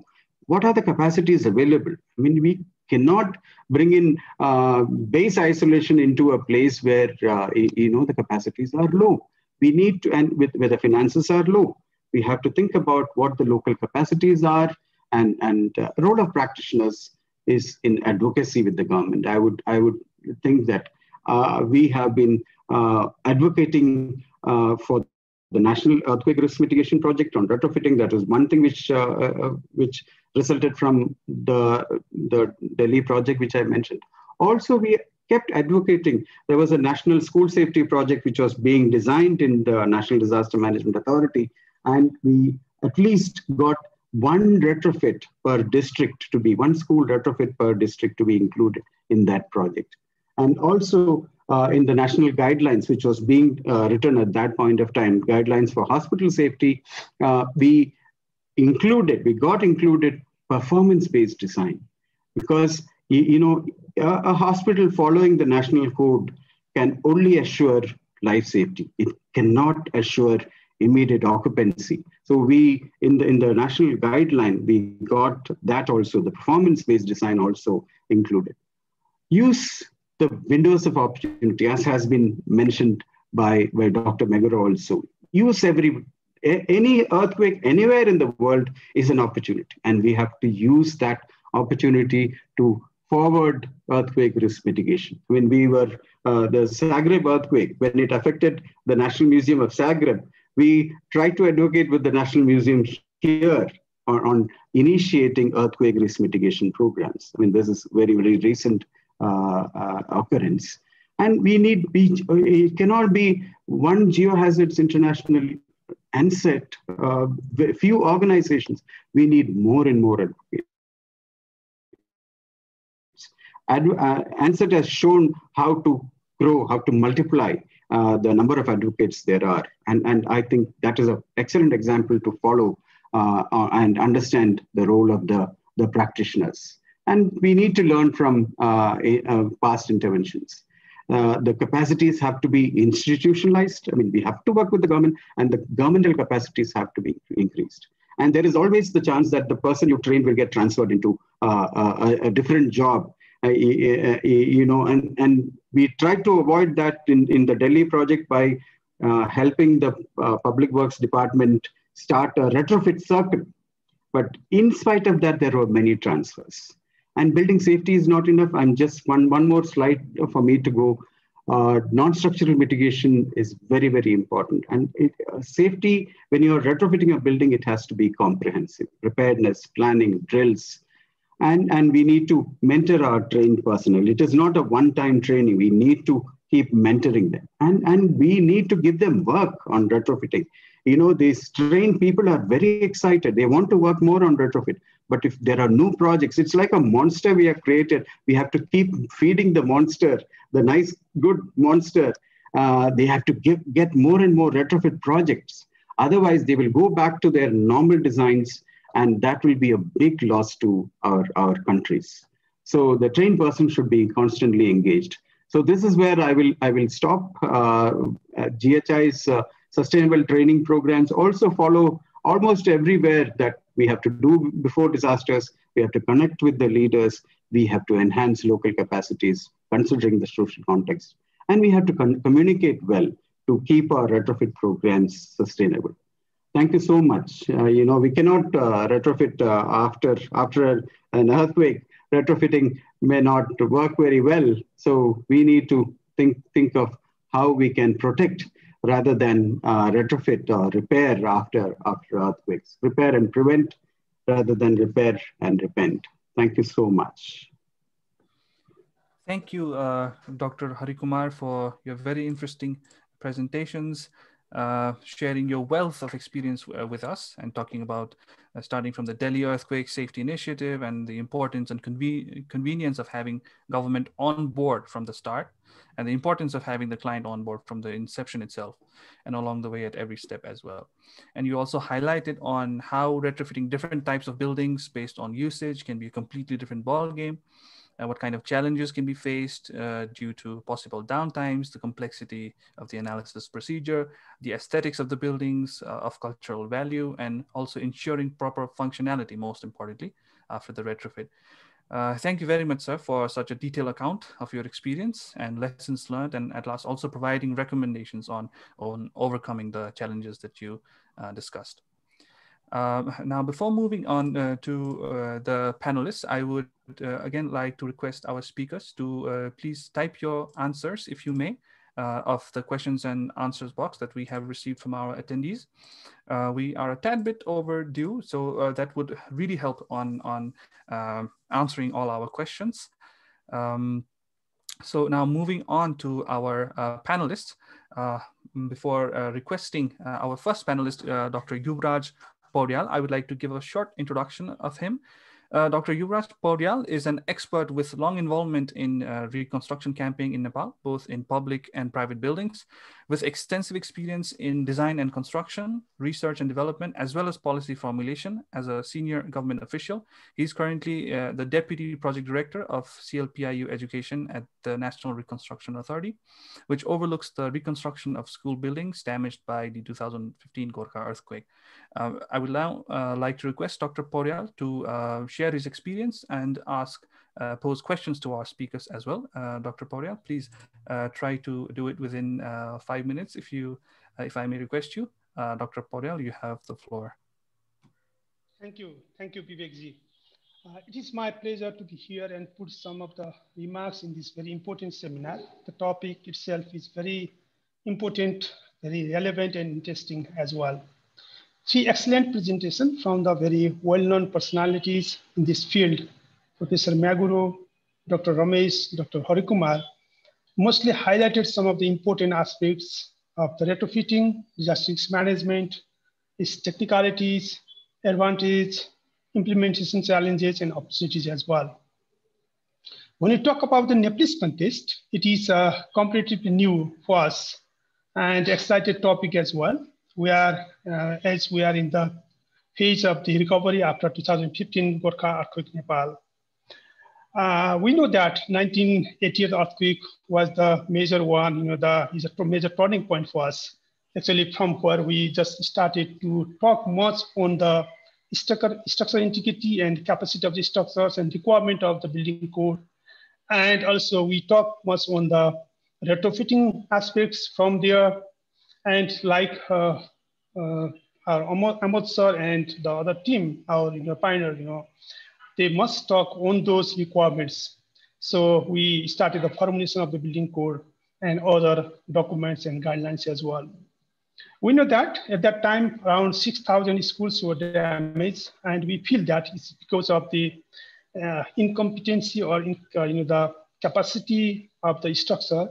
And similarly, in the 2015 as well, around 9,000 schools were damaged within these 31 districts, and the school buildings suffered significantly structural damage.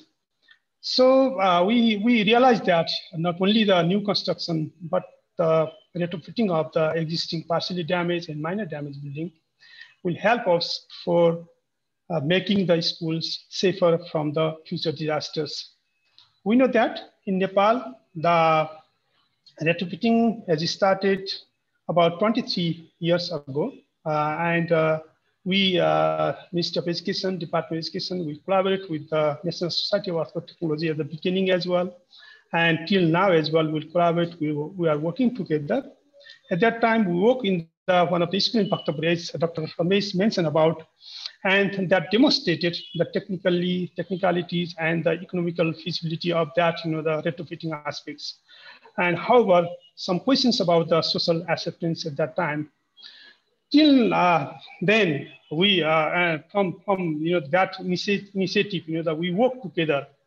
And till 2010, we piloted many of the areas, many of the school building, many geographical locations, from the hill to the urban and some Tarai areas as well. So around 50, as I understand, as I remember, more than 50 schools we piloted and we demonstrated and we developed the different modalities and different technicalities of the retrofitting, and with demonstration that helps a lot, to move ahead and to formulate the different documents, different modalities of the retrofitting and different guidelines as well. So this around 13 to 15 years of intensive working, like the practical research, we can say that we understand about its technicalities, whether it is feasible or not, or public acceptance as well. Yes, in 2011, this is the another turning point for us. And government, the particularly government, took it very seriously. And we somehow mainstreaming the process into the government program. So that's very important. And in 2011, the Department of Education, with the support of the Asian Development Bank and Australian Aid, and we started the retrofitting of the around 260 schools in the Kathmandu Valley. I was one of the team member at that time, and the NSET supporting us as an advisor and technical, the consultant as well. Yeah. So, and the result is in front of us. All the schools were survived from this, the 2015 earthquake. Because the beauty of that project, it was implemented as a holistic approach. Not only where we have retrofitted, we provide the training, on the job training to the masons. We prepare the masons for the retrofitting, and we provide the training to the engineers.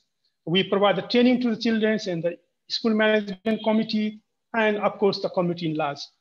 So this is the holistic approach that we adopted that helps us to communicate with the community.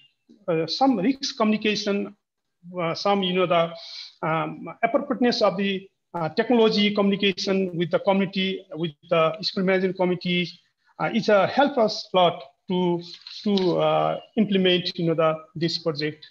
At that time, around 15% was the community participation.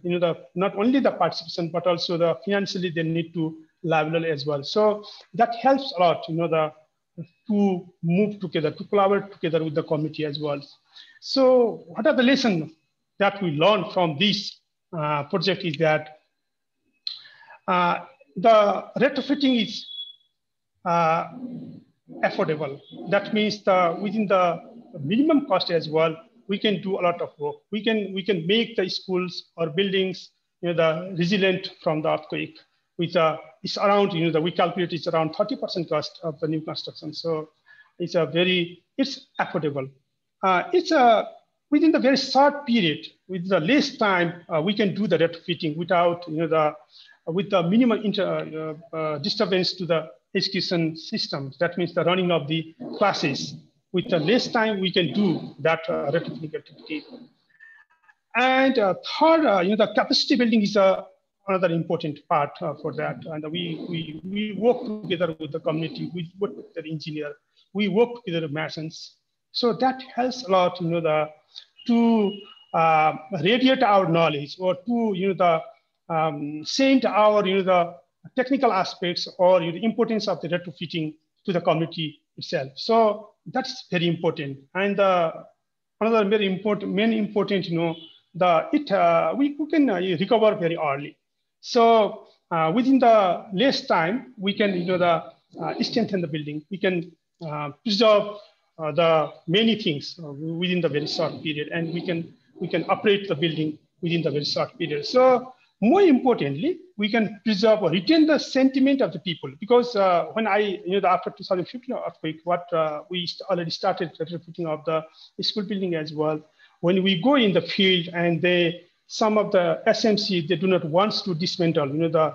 Sometimes we, ask them, we will provide the new building, but some of the communities, they are reluctant, or they are not, they don't want to dismantle it because they have some sentiment for that particular building. So that's why it's a very, very important.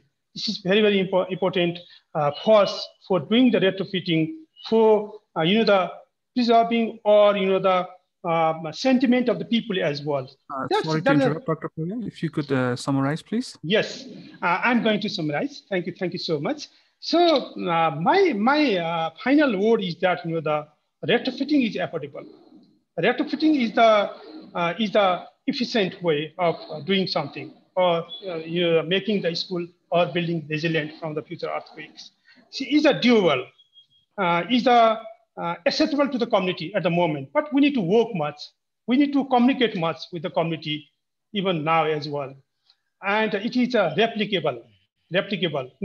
We work in some location, but in the case of Nepal, within the limited resources, we need to work in other areas as well. So it's a very, very important communication with the community is very, very important, but what I feel at the moment. And Finally, I really wanted to thank the Professor Meguro and the other, our presenter. They showed us some, their knowledge and expertise, so that we came at this moment, at this time. We now plan to retrofit the many school building after 2015 for Kafik as well, through the support of ADB. We are using the local material, local technology, local manpower. We are not using the high class or advanced technology. We are using the local technology, what we learn from our, the collaboration with particularly with the NSET and also the other experts. So let's do it. So let's collaborate it and communicate it. Oh, thank you so much. This is my final. Thank you so much. Thank you, Dr. Yuvraj sir, for sharing the very detailed history of how the whole retrofitting campaign was taking place, and exhibiting how effective the act of retrofitting and building can be. Thank you for going over the technicalities involved as well, and also the importance of looking at it from the holistic approach. Now, inviting our next panelist, Ms. Mayforth Luneta.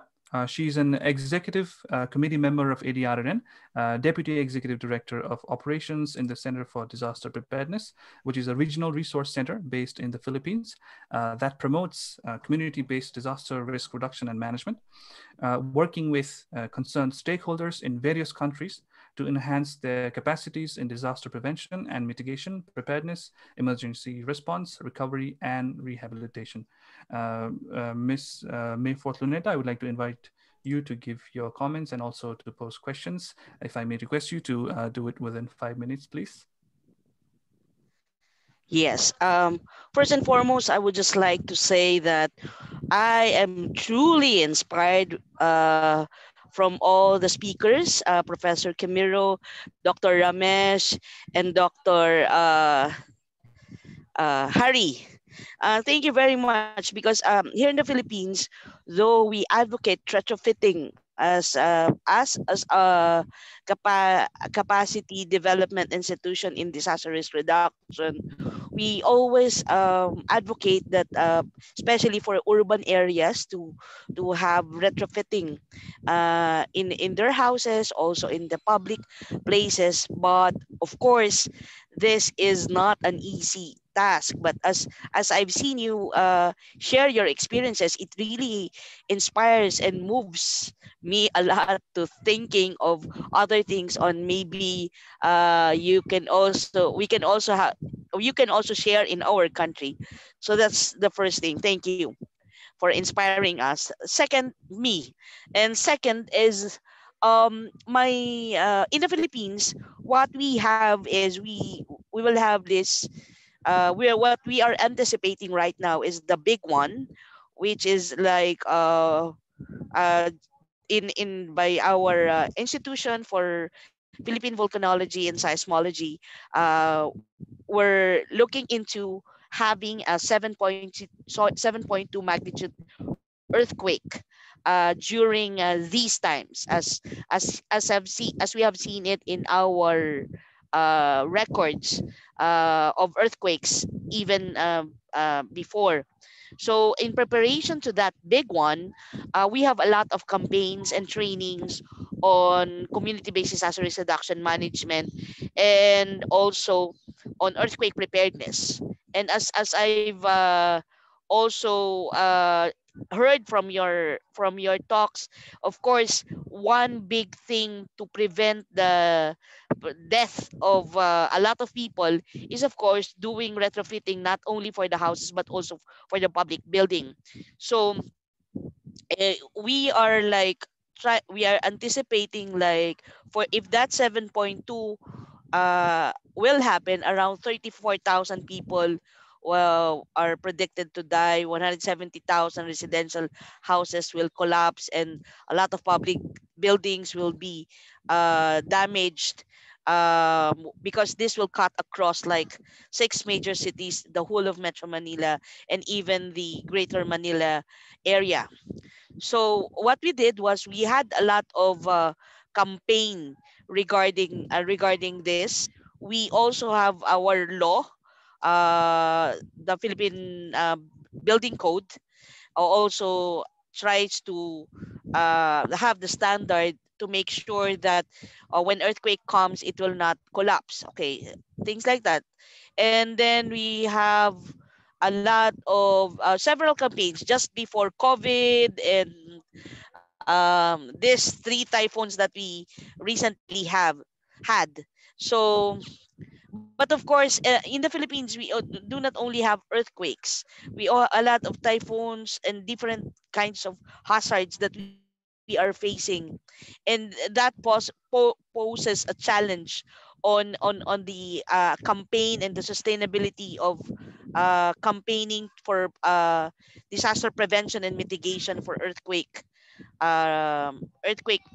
mitigation. So one big question is the advocacy at the national level as well as the community level. I've seen how you did it, but probably you can tell us more on how do we make sure that the local government as well as the national government will really give attention to this. We actually spent a lot of money after disasters, and I know the issue of showing this is cost effective if we spend now and try to retrofit now before it strikes. But of course, how do we really convince them to make sure that they would invest in those things? So if you have like for national advocacy, if you can share with us something something to that experience, and then also at the community level, um, what would be applicable, especially in the urban areas. We try to promote also in FIVOX. They have this disaster, just like the simulation that you have, Professor Kimiro. We also have something like that that is with in cooperation with JICA.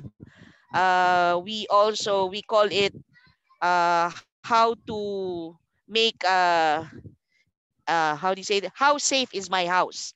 So they have this checklist on how safe are our houses. Yours is a different type of materials, but in the Philippines we use concrete hollow blocks.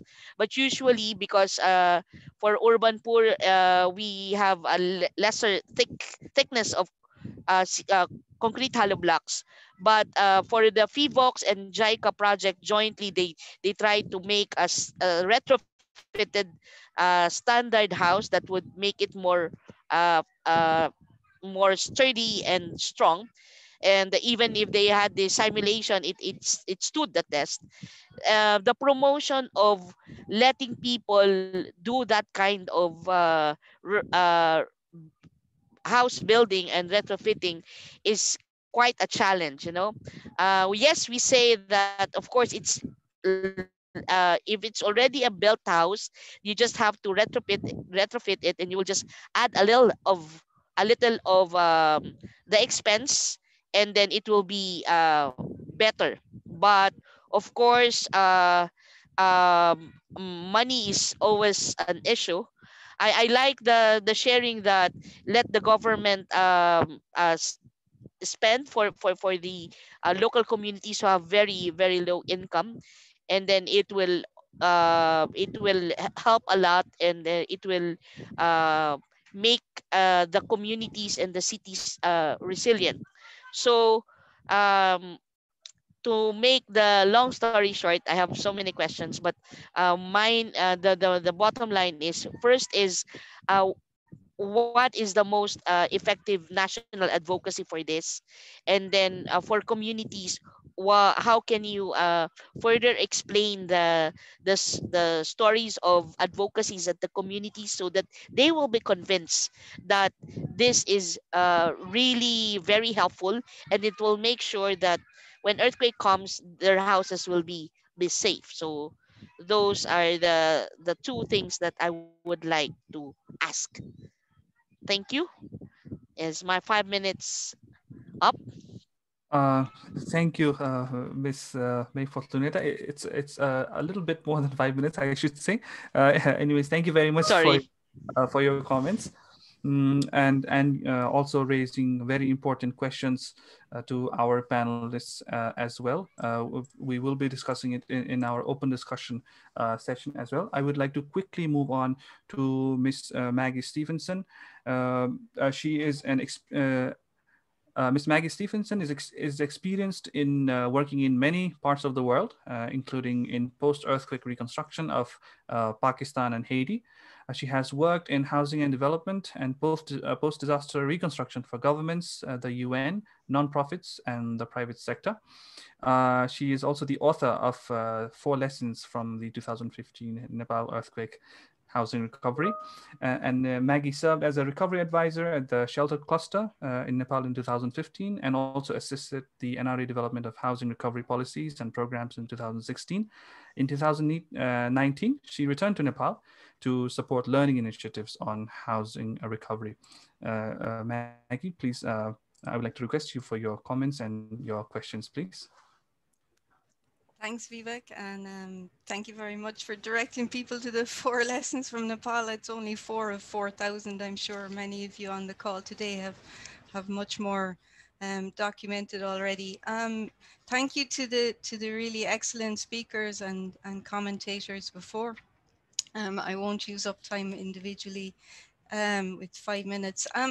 It just struck me that all of the engineers and architects really need retrofitting with social science to be able to work in this field, or to work in housing in general, particularly in lower income housing. Housing is mainly private decisions, private motivations, and private markets and social systems, and we need to be better equipped to understand the social science. And I think that came out through all of the speakers so far today. So it also struck me with the shake table tests that you learn a lot from how things fail. And many of you spoke about retrofitting projects, but you didn't, you talked about what should happen, but you didn't talk so much about how they failed. And I don't mean how the demonstration model failed or how the calculation failed, but how the replication failed, or how the replication had shortcomings. And I think that's where we need to learn, because we're all here today, not because we have a technology problem, we have a replication and adoption problem and a shared problem. So I think it's very important to document and to analyze how that replication is not happening, and to monitor what the perceptions and feedback was to projects, and to do that over a longer term, and to do it independently, not just at the during and at the closing of a project. Professor Meguro, I think you emphasized it very much, as I said, that the social science and social acceptability, but I was struck that there's an opportunity missed. Apart from modeling what should have or could have happened in Kashmir, I think there's a lot to learn, and very different lessons to learn from what did happen. Particularly around the PPP bans in Muzaffarabad, that I'm quite familiar with, both the promotion of the technology, but also what happened next. And it's important for people to look into the fact that it was not an issue of affordability. There's a great deal of money available within the private sector in Muzaffarabad, due to remittances and also a fairly booming reconstruction economy. So if cost was not the major consideration, or the major issue to address, then what are the other factors? So again, I encourage us to revisit later and to see what did happen next as part of understanding the replication challenge. I appreciate Dr. Ramesh's presentation, and as he said, what do we learn from implementation? What do we learn during the feedback, as well as the revisions made in feedback from masons as you go along? I think there's an important question that maybe hasn't come up. If this is aiming at the NGO community's participation in retrofitting, promotion and development, and that may be around the barriers to do with risk. I think many agencies, donors, as well as NGOs are wary of taking on risk, particularly around housing. Less so perhaps where it's the formal sector implementation of upgrading public buildings, for example. But if and where this is promotion in housing, then there's definitely an organizational, reputational risk issue to consider. Dr. Harry, my question about the hospital is, has it been replicated? And if not, why not? Can we learn a little bit about that? You very rightly emphasized the importance of client relationships. And I'd hope to see that that's documented as much as the technical aspects of the project, because I think there's far more to learn for different participants. To understand those dynamics, many of them you referred to, but they tend to remain as anecdotes that come out in presentations and less accessible in the formal documentation and literature on retrofitting. So I guess, as I said, that what I'd like to see more is the lessons on adoption and the barriers to adoption from real cases, to understand people's motivations, their perceptions, the attitudes of masons and contractors, the attitudes of households, who are the influencers, what are the barriers to markets changing and construction sector change? Is there scope for mortgage conditions, for tax relief mechanisms? Because there's very limited discussion beyond promotion and influence with government, but promotion itself is not a wide menu of strategies to influence social systems. How have grants worked or not worked? How do conditions on grants work? What about the availability and subsidizing of technical advice or professional services, or subsidizing of specialist materials? Registering of qualified contractors? Factors like those, I think, are important to look at in adoption. But there are three positives, I guess I'd like to say, just to close.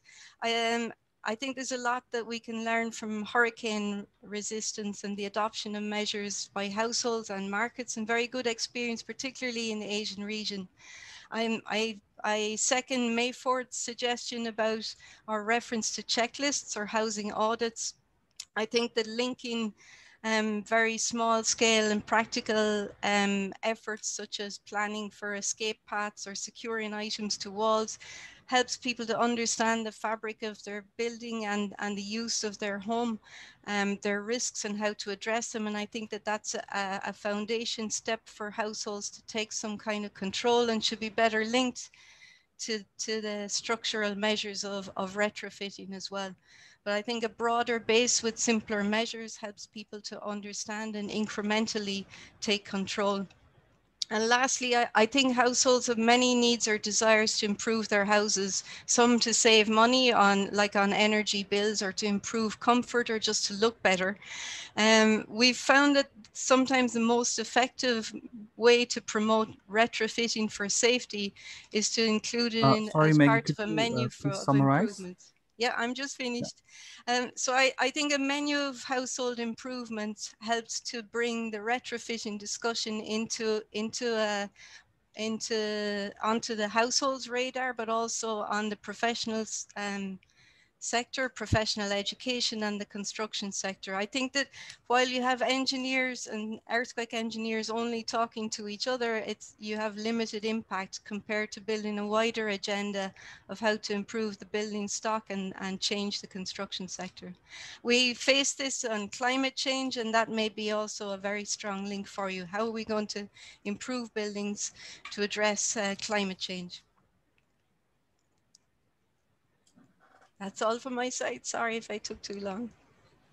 Thank you, Maggie, for your comments and your great insights, and also your very important questions that have been put forward. Now, before we move on to the open discussion session, I would like to bring your attention to the fact that we have been a bit overdue on the timings. Well, it was a bit obvious in my view, because this is a very burning issue, and this is a very pertinent issue in our context, both locally and regionally. Before going to the questions, since Professor Meguro had explicitly mentioned that he's available for 2 hours, first of all, I would like to point the questions that were forwarded to Professor Meguro, so that he can move on to his other responsibilities after 2 hours. So, Professor Meguro, I would like to remind you of the questions that have been posed by our panelists. First of all, the question put forth by Ms. Luneta about how we can convince the local and national governments to invest in retrofitting, the advocacy issue.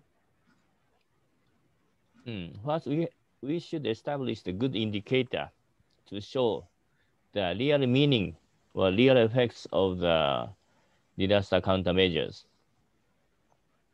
Okay? Because we don't have the proper indicator. Therefore, many people just pay attention only the disaster management or disaster response part. But this is very small effect. When we check the past 20 years disaster management project in all over the world, 90% of all the projects are just focused on the disaster response phase. Mainly search and rescue and emergency supply. These are, as you can understand, will not be contributing the disaster reduction in future. But as I said, we don't have enough proper indicator. Therefore, people just focus on. There are 2 major reasons. One is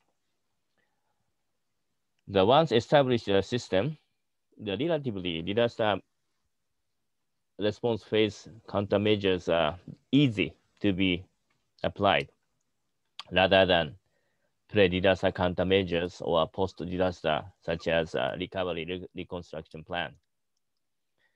And the second reason is the representative person of the project is always asking by the person who provide the finance, and then they ask, what is their presence? What is the presence of the project? To increase the presence of the project, the easiest way is to let mass media to report. And when mass media report the disaster-related activities, they report only the big disaster after the big disaster activities. Therefore, relatively easy to increase that presence. That's why just focus on the disaster response phase. But when we can develop or establish a good indicator, then many people can understand what is the important disaster countermeasure.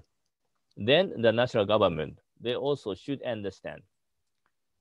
may understand much better than the current now. This is, I think, the important. And also, the penalty system is not functional in many developing countries because they don't have the proper managing system or controlling system. Therefore, I propose the incentive type of the one. By these approaches, we may solve the current situation. Hi, thank you. Thank you very, very much, Professor Meguro, for your answers. I hope that answers your question, Ms. Mayforth. Regarding other questions, I'm not very sure that Professor Meguro would be able to answer it, as we are just at the 2-hour mark. So I see that there was another question from Maggie. I would assure you that we would get the answer from all of our speakers in our report as well. For now, requesting all of our other speakers and attendees to, if I may, borrow 15 or 20 minutes of your extra time. For now, I would like to let Professor Meguro end this and his presence in this webinar because of his other commitments. Professor Meguro, thank you very much for attending this webinar and respecting your previous commitments. I would like to ask permission from all of our speakers to let you go now. Thank you very much, Professor Meguro. Yeah, thank you very much. And to some of the questions, my proposed method can be applied. If you want to have some more information, you can let Ramesh, Dr. Ramesh know. Then sure. Dr. Ramesh will send me the question and I will give him the information. Sure. Thank you very much. I'm sorry, today I have not enough time, so I should leave. Thank you very much. Thank you very much, Sensei. Thank you very much, Sensei. Thank you. For all of our other speakers, I would sincerely apologize for going over the time limit. And I would ask if we could stay for a bit longer, for about 15 to 20 minutes, because we have a lot of questions here from our panelists and from our attendees as well. And we received a lot of questions in our registrations as well. But first of all, I would like to address the questions of our panelists, if I may. Ms. Maggie asked a question about what we can learn from the implementation side, and what are the barriers to implementing any large-scale retrofitting projects. And I think this was directed towards Dr. Ramesh Guragai. So Dr. Guragai, if you could answer this.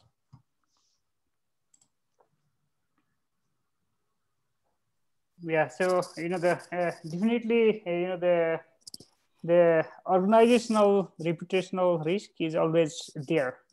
For example, even during the reconstruction in Nepal, at the beginning, there are not even the bigger funding organizations supporting retrofitting.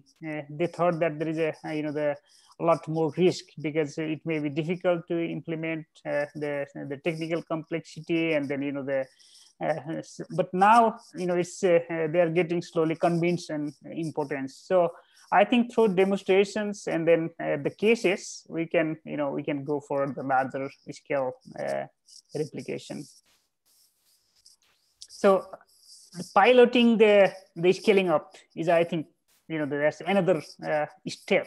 Once we pilot for the 1 or 2 cases, then to pilot, if we can do it in larger scale, is also, I think, very important, so that we can learn more lessons, the challenges for doing it in a larger scale. Thank you very much, sir, for your answers. Moving on to the next question that was posed by Maggie again about the replication of hospital retrofitting. This was for Dr. Hari Kumar. She asked the question on what are the challenges that one can expect while replicating the larger retrofitting projects like hospitals. And while you answer this, I would also like to request you if you could add on to the previous question from Ms. Luneta about advocacy as well, sir. Okay, thank you. Thanks, Maggie. I really liked what you mentioned about retrofitting engineers, social retrofitting of engineers, and I think that is so important. That is, I mean, you are echoing what I have felt so very much, because when we talk to engineers and we discuss these social aspects and the need to involve the client, for example, the need to involve the client, and we had this meeting ongoing in the police headquarters, and the police chief came by and sat in the table at the table, and the engineers are asking, what is he doing here? I mean, why is he here? What can he contribute? they do not understand that it is not something that the engineer just goes and gives to the house owner or the owner of the hospital or the school.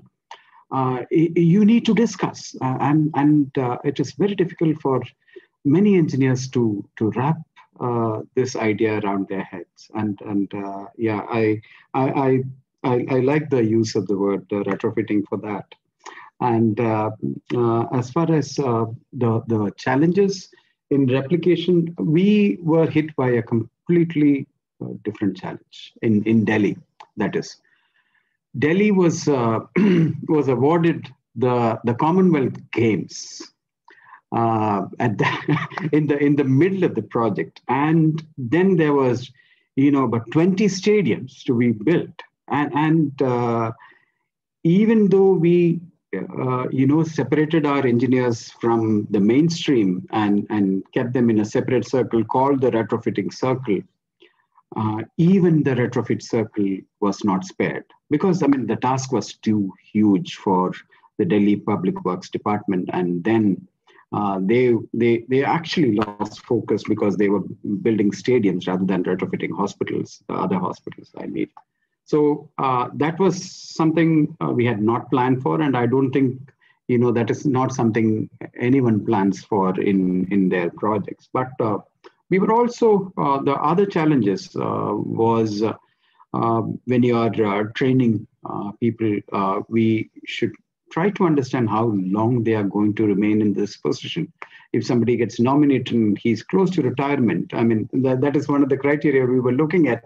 If he's close to retirement, we really don't, have to invest too much in that person, even though his advocacy will be very important. So we were looking at engineers, who may have, quite a few years left, so that the training is actually used for. But another thing was the danger of transfers.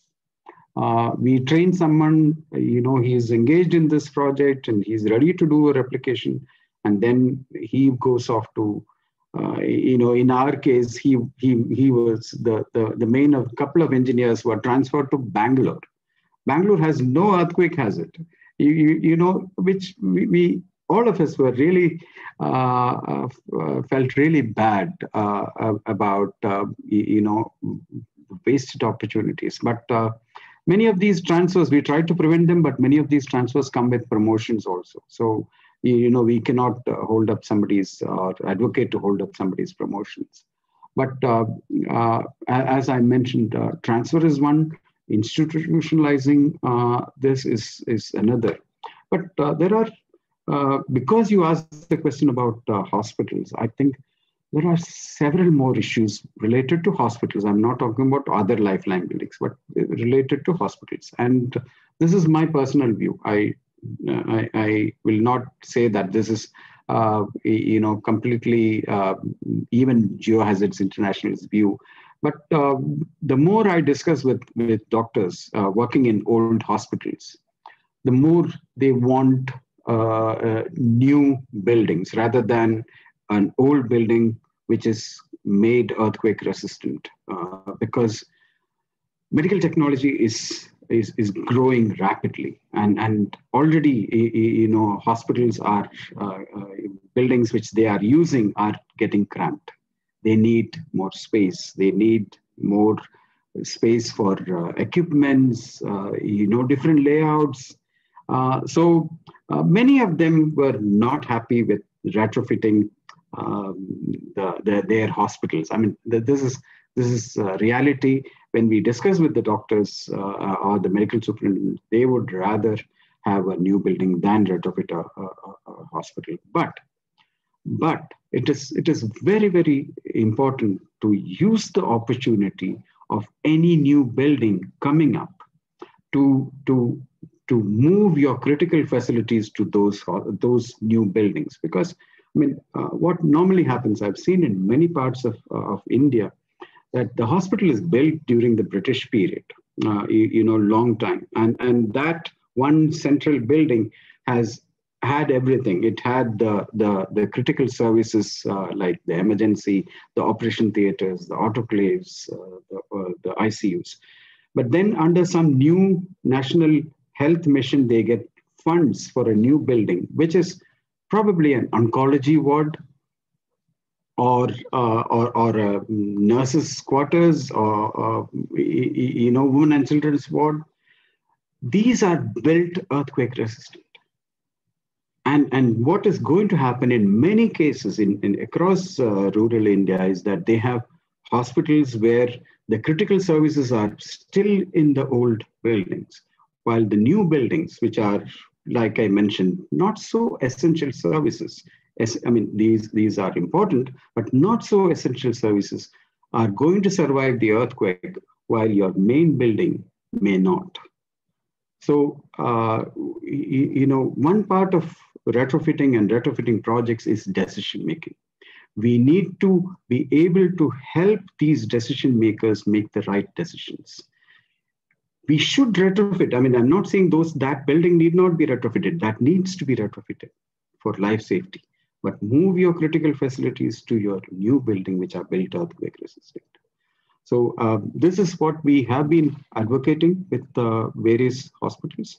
But as I mentioned, we could not replicate this a lot, even though the non-structural part, the preparedness part got replicated a lot.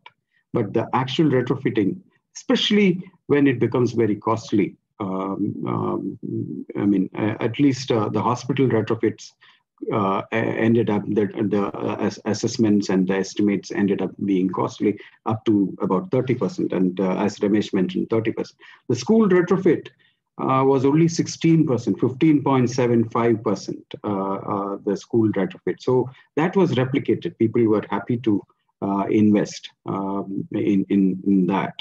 And even in that school retrofit, we actually had convinced the principals to include 2 outward opening doors to every classroom. And because it was going to be used as a shelter, separate new toilets and bathing spaces. Bathing spaces are not there in schools, but if you are going to use it as a shelter for any amount of time, you need those. So all of those were added, and still we could keep it to below 16% only. So Maggie, a long answer to a short question, sorry.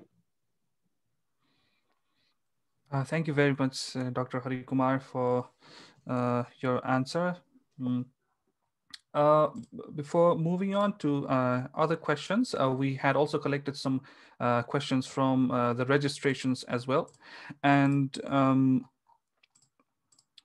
we also had a question from Professor Murthy. So we have this honor of having him as a participant in our webinar as well. So we had this question during registration from Professor Murthy from IIT Madras. If I may, Professor, I can see your question about the possible incentives to motivate governments and private owners.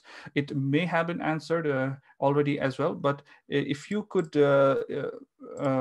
ask it yourself or elaborate a bit more on the answers given by our speakers, it would be our pleasure to hear from you, sir.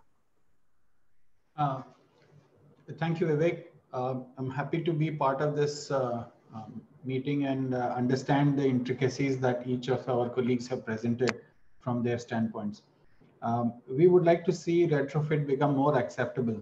And I was wondering if if we can list down or come up with all possible incentives, which may work in different places, which will help us negotiate with the various governments or various private owners in getting them to do retrofit of their buildings. So it need not be answered today, but my request will be that if we could collate all the success stories of yours, all the 3 speakers, and then see if we can put together a super list, and we will go with this super list and negotiate whichever works, but we'll make it happen next time. That is my request. And thank you once again for the wonderful presentations, all 3 speakers. Thank you. Thank you very much, Murthy sir. Thank you very much for your comments. It is our honor to have you today at this very important webinar discussing on a very pertinent issue today. We have many questions on the question and answers box, but I apologize that many of them are for Professor Meguro. I assure you that we would be answering those questions in our report. We would be directing those questions to Meguro via mail, as he also mentioned, and we would surely get back to you with the answers as well. I see some questions for Dr. Hari Kumar as well, but I think it is a bit more on the technical side. We will get this answer for you as well, Mr. Arun Bapat. I can see your question in the question and answers box. Moving on to other questions, I see one question on the chat box. However, it's not in the Q&A section. I think this is going to be one of our last questions, since many of our questions was again for Professor Meguro. I guess this is for Dr. Guragai about what are the plans that NSET has in mind, including seismic retrofitting design in detail in the bachelor's level. I think it is a very pertinent question. So would Dr. Guragai be kind to answer this one? Sure. We don't have the direct program now, but it's very important questions that you raise. Our teaching is more for the masters and others for this topic, but it's very important to include that in the bachelor's curricula, because many of our graduates from the bachelor's degree, they start practicing the building construction and safety. Some part earlier which was not there, for example, the masonry, the seismic resistant designs and others are there now in the curricula, at least for the not the mandatory, but it is a matter of choice for different students. But this part is also very important. Our work is more to for the engineers who are already graduated. So it's already a big problem, because the university teaches the students and we have to train them again on the assessment and retrofit. If we could do that in the university itself, that would help a lot. But the bachelor's curricula is already so much packed also. We have to understand that as well. Thank you very much. Thank you, Ramesh sir. Speaking about another question that we received during registration, Mr. Loy Rego is also with us, who is another very acclaimed name in the field of disaster risk reduction as well. I don't want to do injustice to you, sir, by not mentioning your question, although it has been discussed very elaborately in this webinar. You asked about the progress on retrofitting in risk communities and good examples of the retrofitted houses in withstanding earthquakes. I think a lot of this has been already answered in Dr. Yuvraj Pauryal's comments as well. Anyways, if you have anything more to ask or add on, could you please turn on your mic, sir, and summarize in about 1 or 2 minutes, if you may. May I request you? Loy Rego, sir.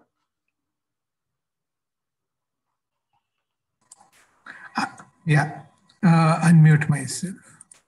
No, I didn't really expect to speak, but I will. I think retrofitting rather than reconstruction is a cheaper option, and you can do more with the same amount of money. So I think advocacy by NSET and other supporters, collaboration from Nepal to other countries, both in South and Southeast Asia, will be of huge benefit. And if there's anything that is needed in support, happy to do it. Glad to see Hari Kumar on the call. Glad to see CVR Murthy and others on the call, and expect that people who are advocates and champions can work together. Thank you. Thank you very much, sir, for your very brief remarks. With that, I think we have covered most of the questions, apart from the ones that was directed to Professor Meguro. Now, I have tried my best not to do injustice to any of our questioners, but again, I have to apologize for exceeding the time limit. And I again assure you fully that all of our questions that have been put forward in this webinar will be addressed in detail in our report. Now, without any further ado, we are already very overdue with our timing. I would like to request Takeshi-san for his concluding remarks now, summarizing what we have done in this webinar, and also to provide his own personal remarks and comments as well. Takeshi-san, would you please? Okay. Thank you very much. On behalf of ADRRN, I would like to mention that, with a sincere appreciation to all the presenters and panelists, and the Earthquake Risk Management Hub, the wonderful colleagues from NSET, for organizing this webinar. I take that comment from Meguro Sensei that, and this we truly believe, I think many of us do, the earthquake doesn't kill people, it's collapsing of the buildings do. And when he said, what do we inherit to future generations? It makes me think that, we human beings, as in the case of many species, we try to aim for this evolution, generation by generation, but it's only possible if we minimize the negative inheritance and focus on the positive impact. As colleagues in NSET said, retrofitting should not be something special, but it's something that we should all take into account. Like the case of Kathmandu Valley, Ramesh, many buildings you said in the region could collapse when the intense earthquake occurs. And I think it's a similar case for many countries that our colleagues work in. And a very little percentage of the people are actually rescued by the International Rescue Team. It brings the importance of the community's resilience and their actions. The technology of the PP band is very cost-effective, low-cost technology, which I think that could save lives. But as Ms. Maggie was pointing out, how to tackle this replication challenge. And I believe this is something that ADRRN should look into in our next strategy. One of the strategic focus of ADRRN should be how to link science to local people. The demand can be created from the community. And this is an area where ADRRN colleagues can really step up. And one of the roles for the ADRRN hubs is to promote these mutual support among the members based on their expertise, such as earthquake risk management with the NSET colleagues. And the expectations are high for colleagues like NSET to really have this regional remit with your expertise. I highly recommend for those ADRRN colleagues who are listening to this webinar today that we select few earthquake-prone countries in the region where we work with high masonry buildings ratio, and we could explore further collaboration with a resource partner like NSET. ADRRN has a vision that we want to see this region, Asia, the most resilient region in the world by 2030. And I think in order to aim for that, time is now to act. So thank you very much all. I look forward to further collaboration with you. Thank you. Thank you very much, Takeshi-san, for your excellent summing up of this webinar and for your remarks as well. This has been a very fruitful and a very engaging, very lively and stimulating discussion on the topic of retrofitting and its promotion. We thank all of our speakers. Before we go, we want to take a screenshot of a group photo, if I may. So I would like to request all of our speakers and presenters to turn on their video for a moment, please. And I would like to request one of my colleagues to open the gallery view and take a screenshot, please.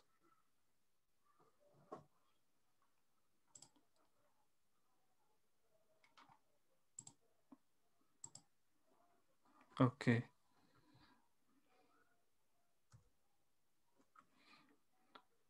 Done? Ayush, are we done? We're waiting for a few. Okay. Oli sir, Murthy sir, May 4th.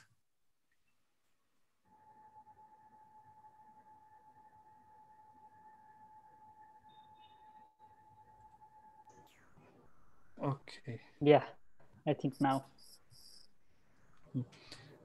Okay, thank you. Thank you very much, everyone, all of our speakers, presenters, our panelists, and also to all of our attendees who have bared with us.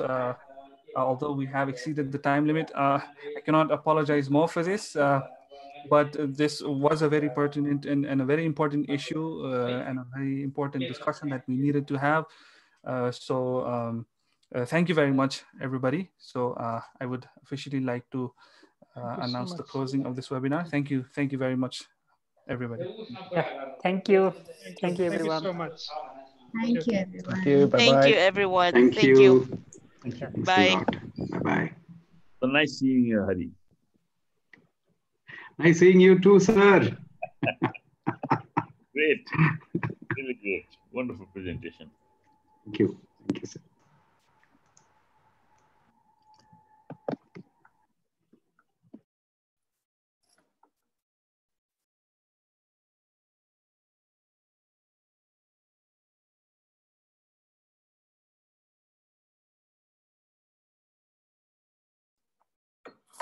May 4th. So we should move forward now. Yes, she left.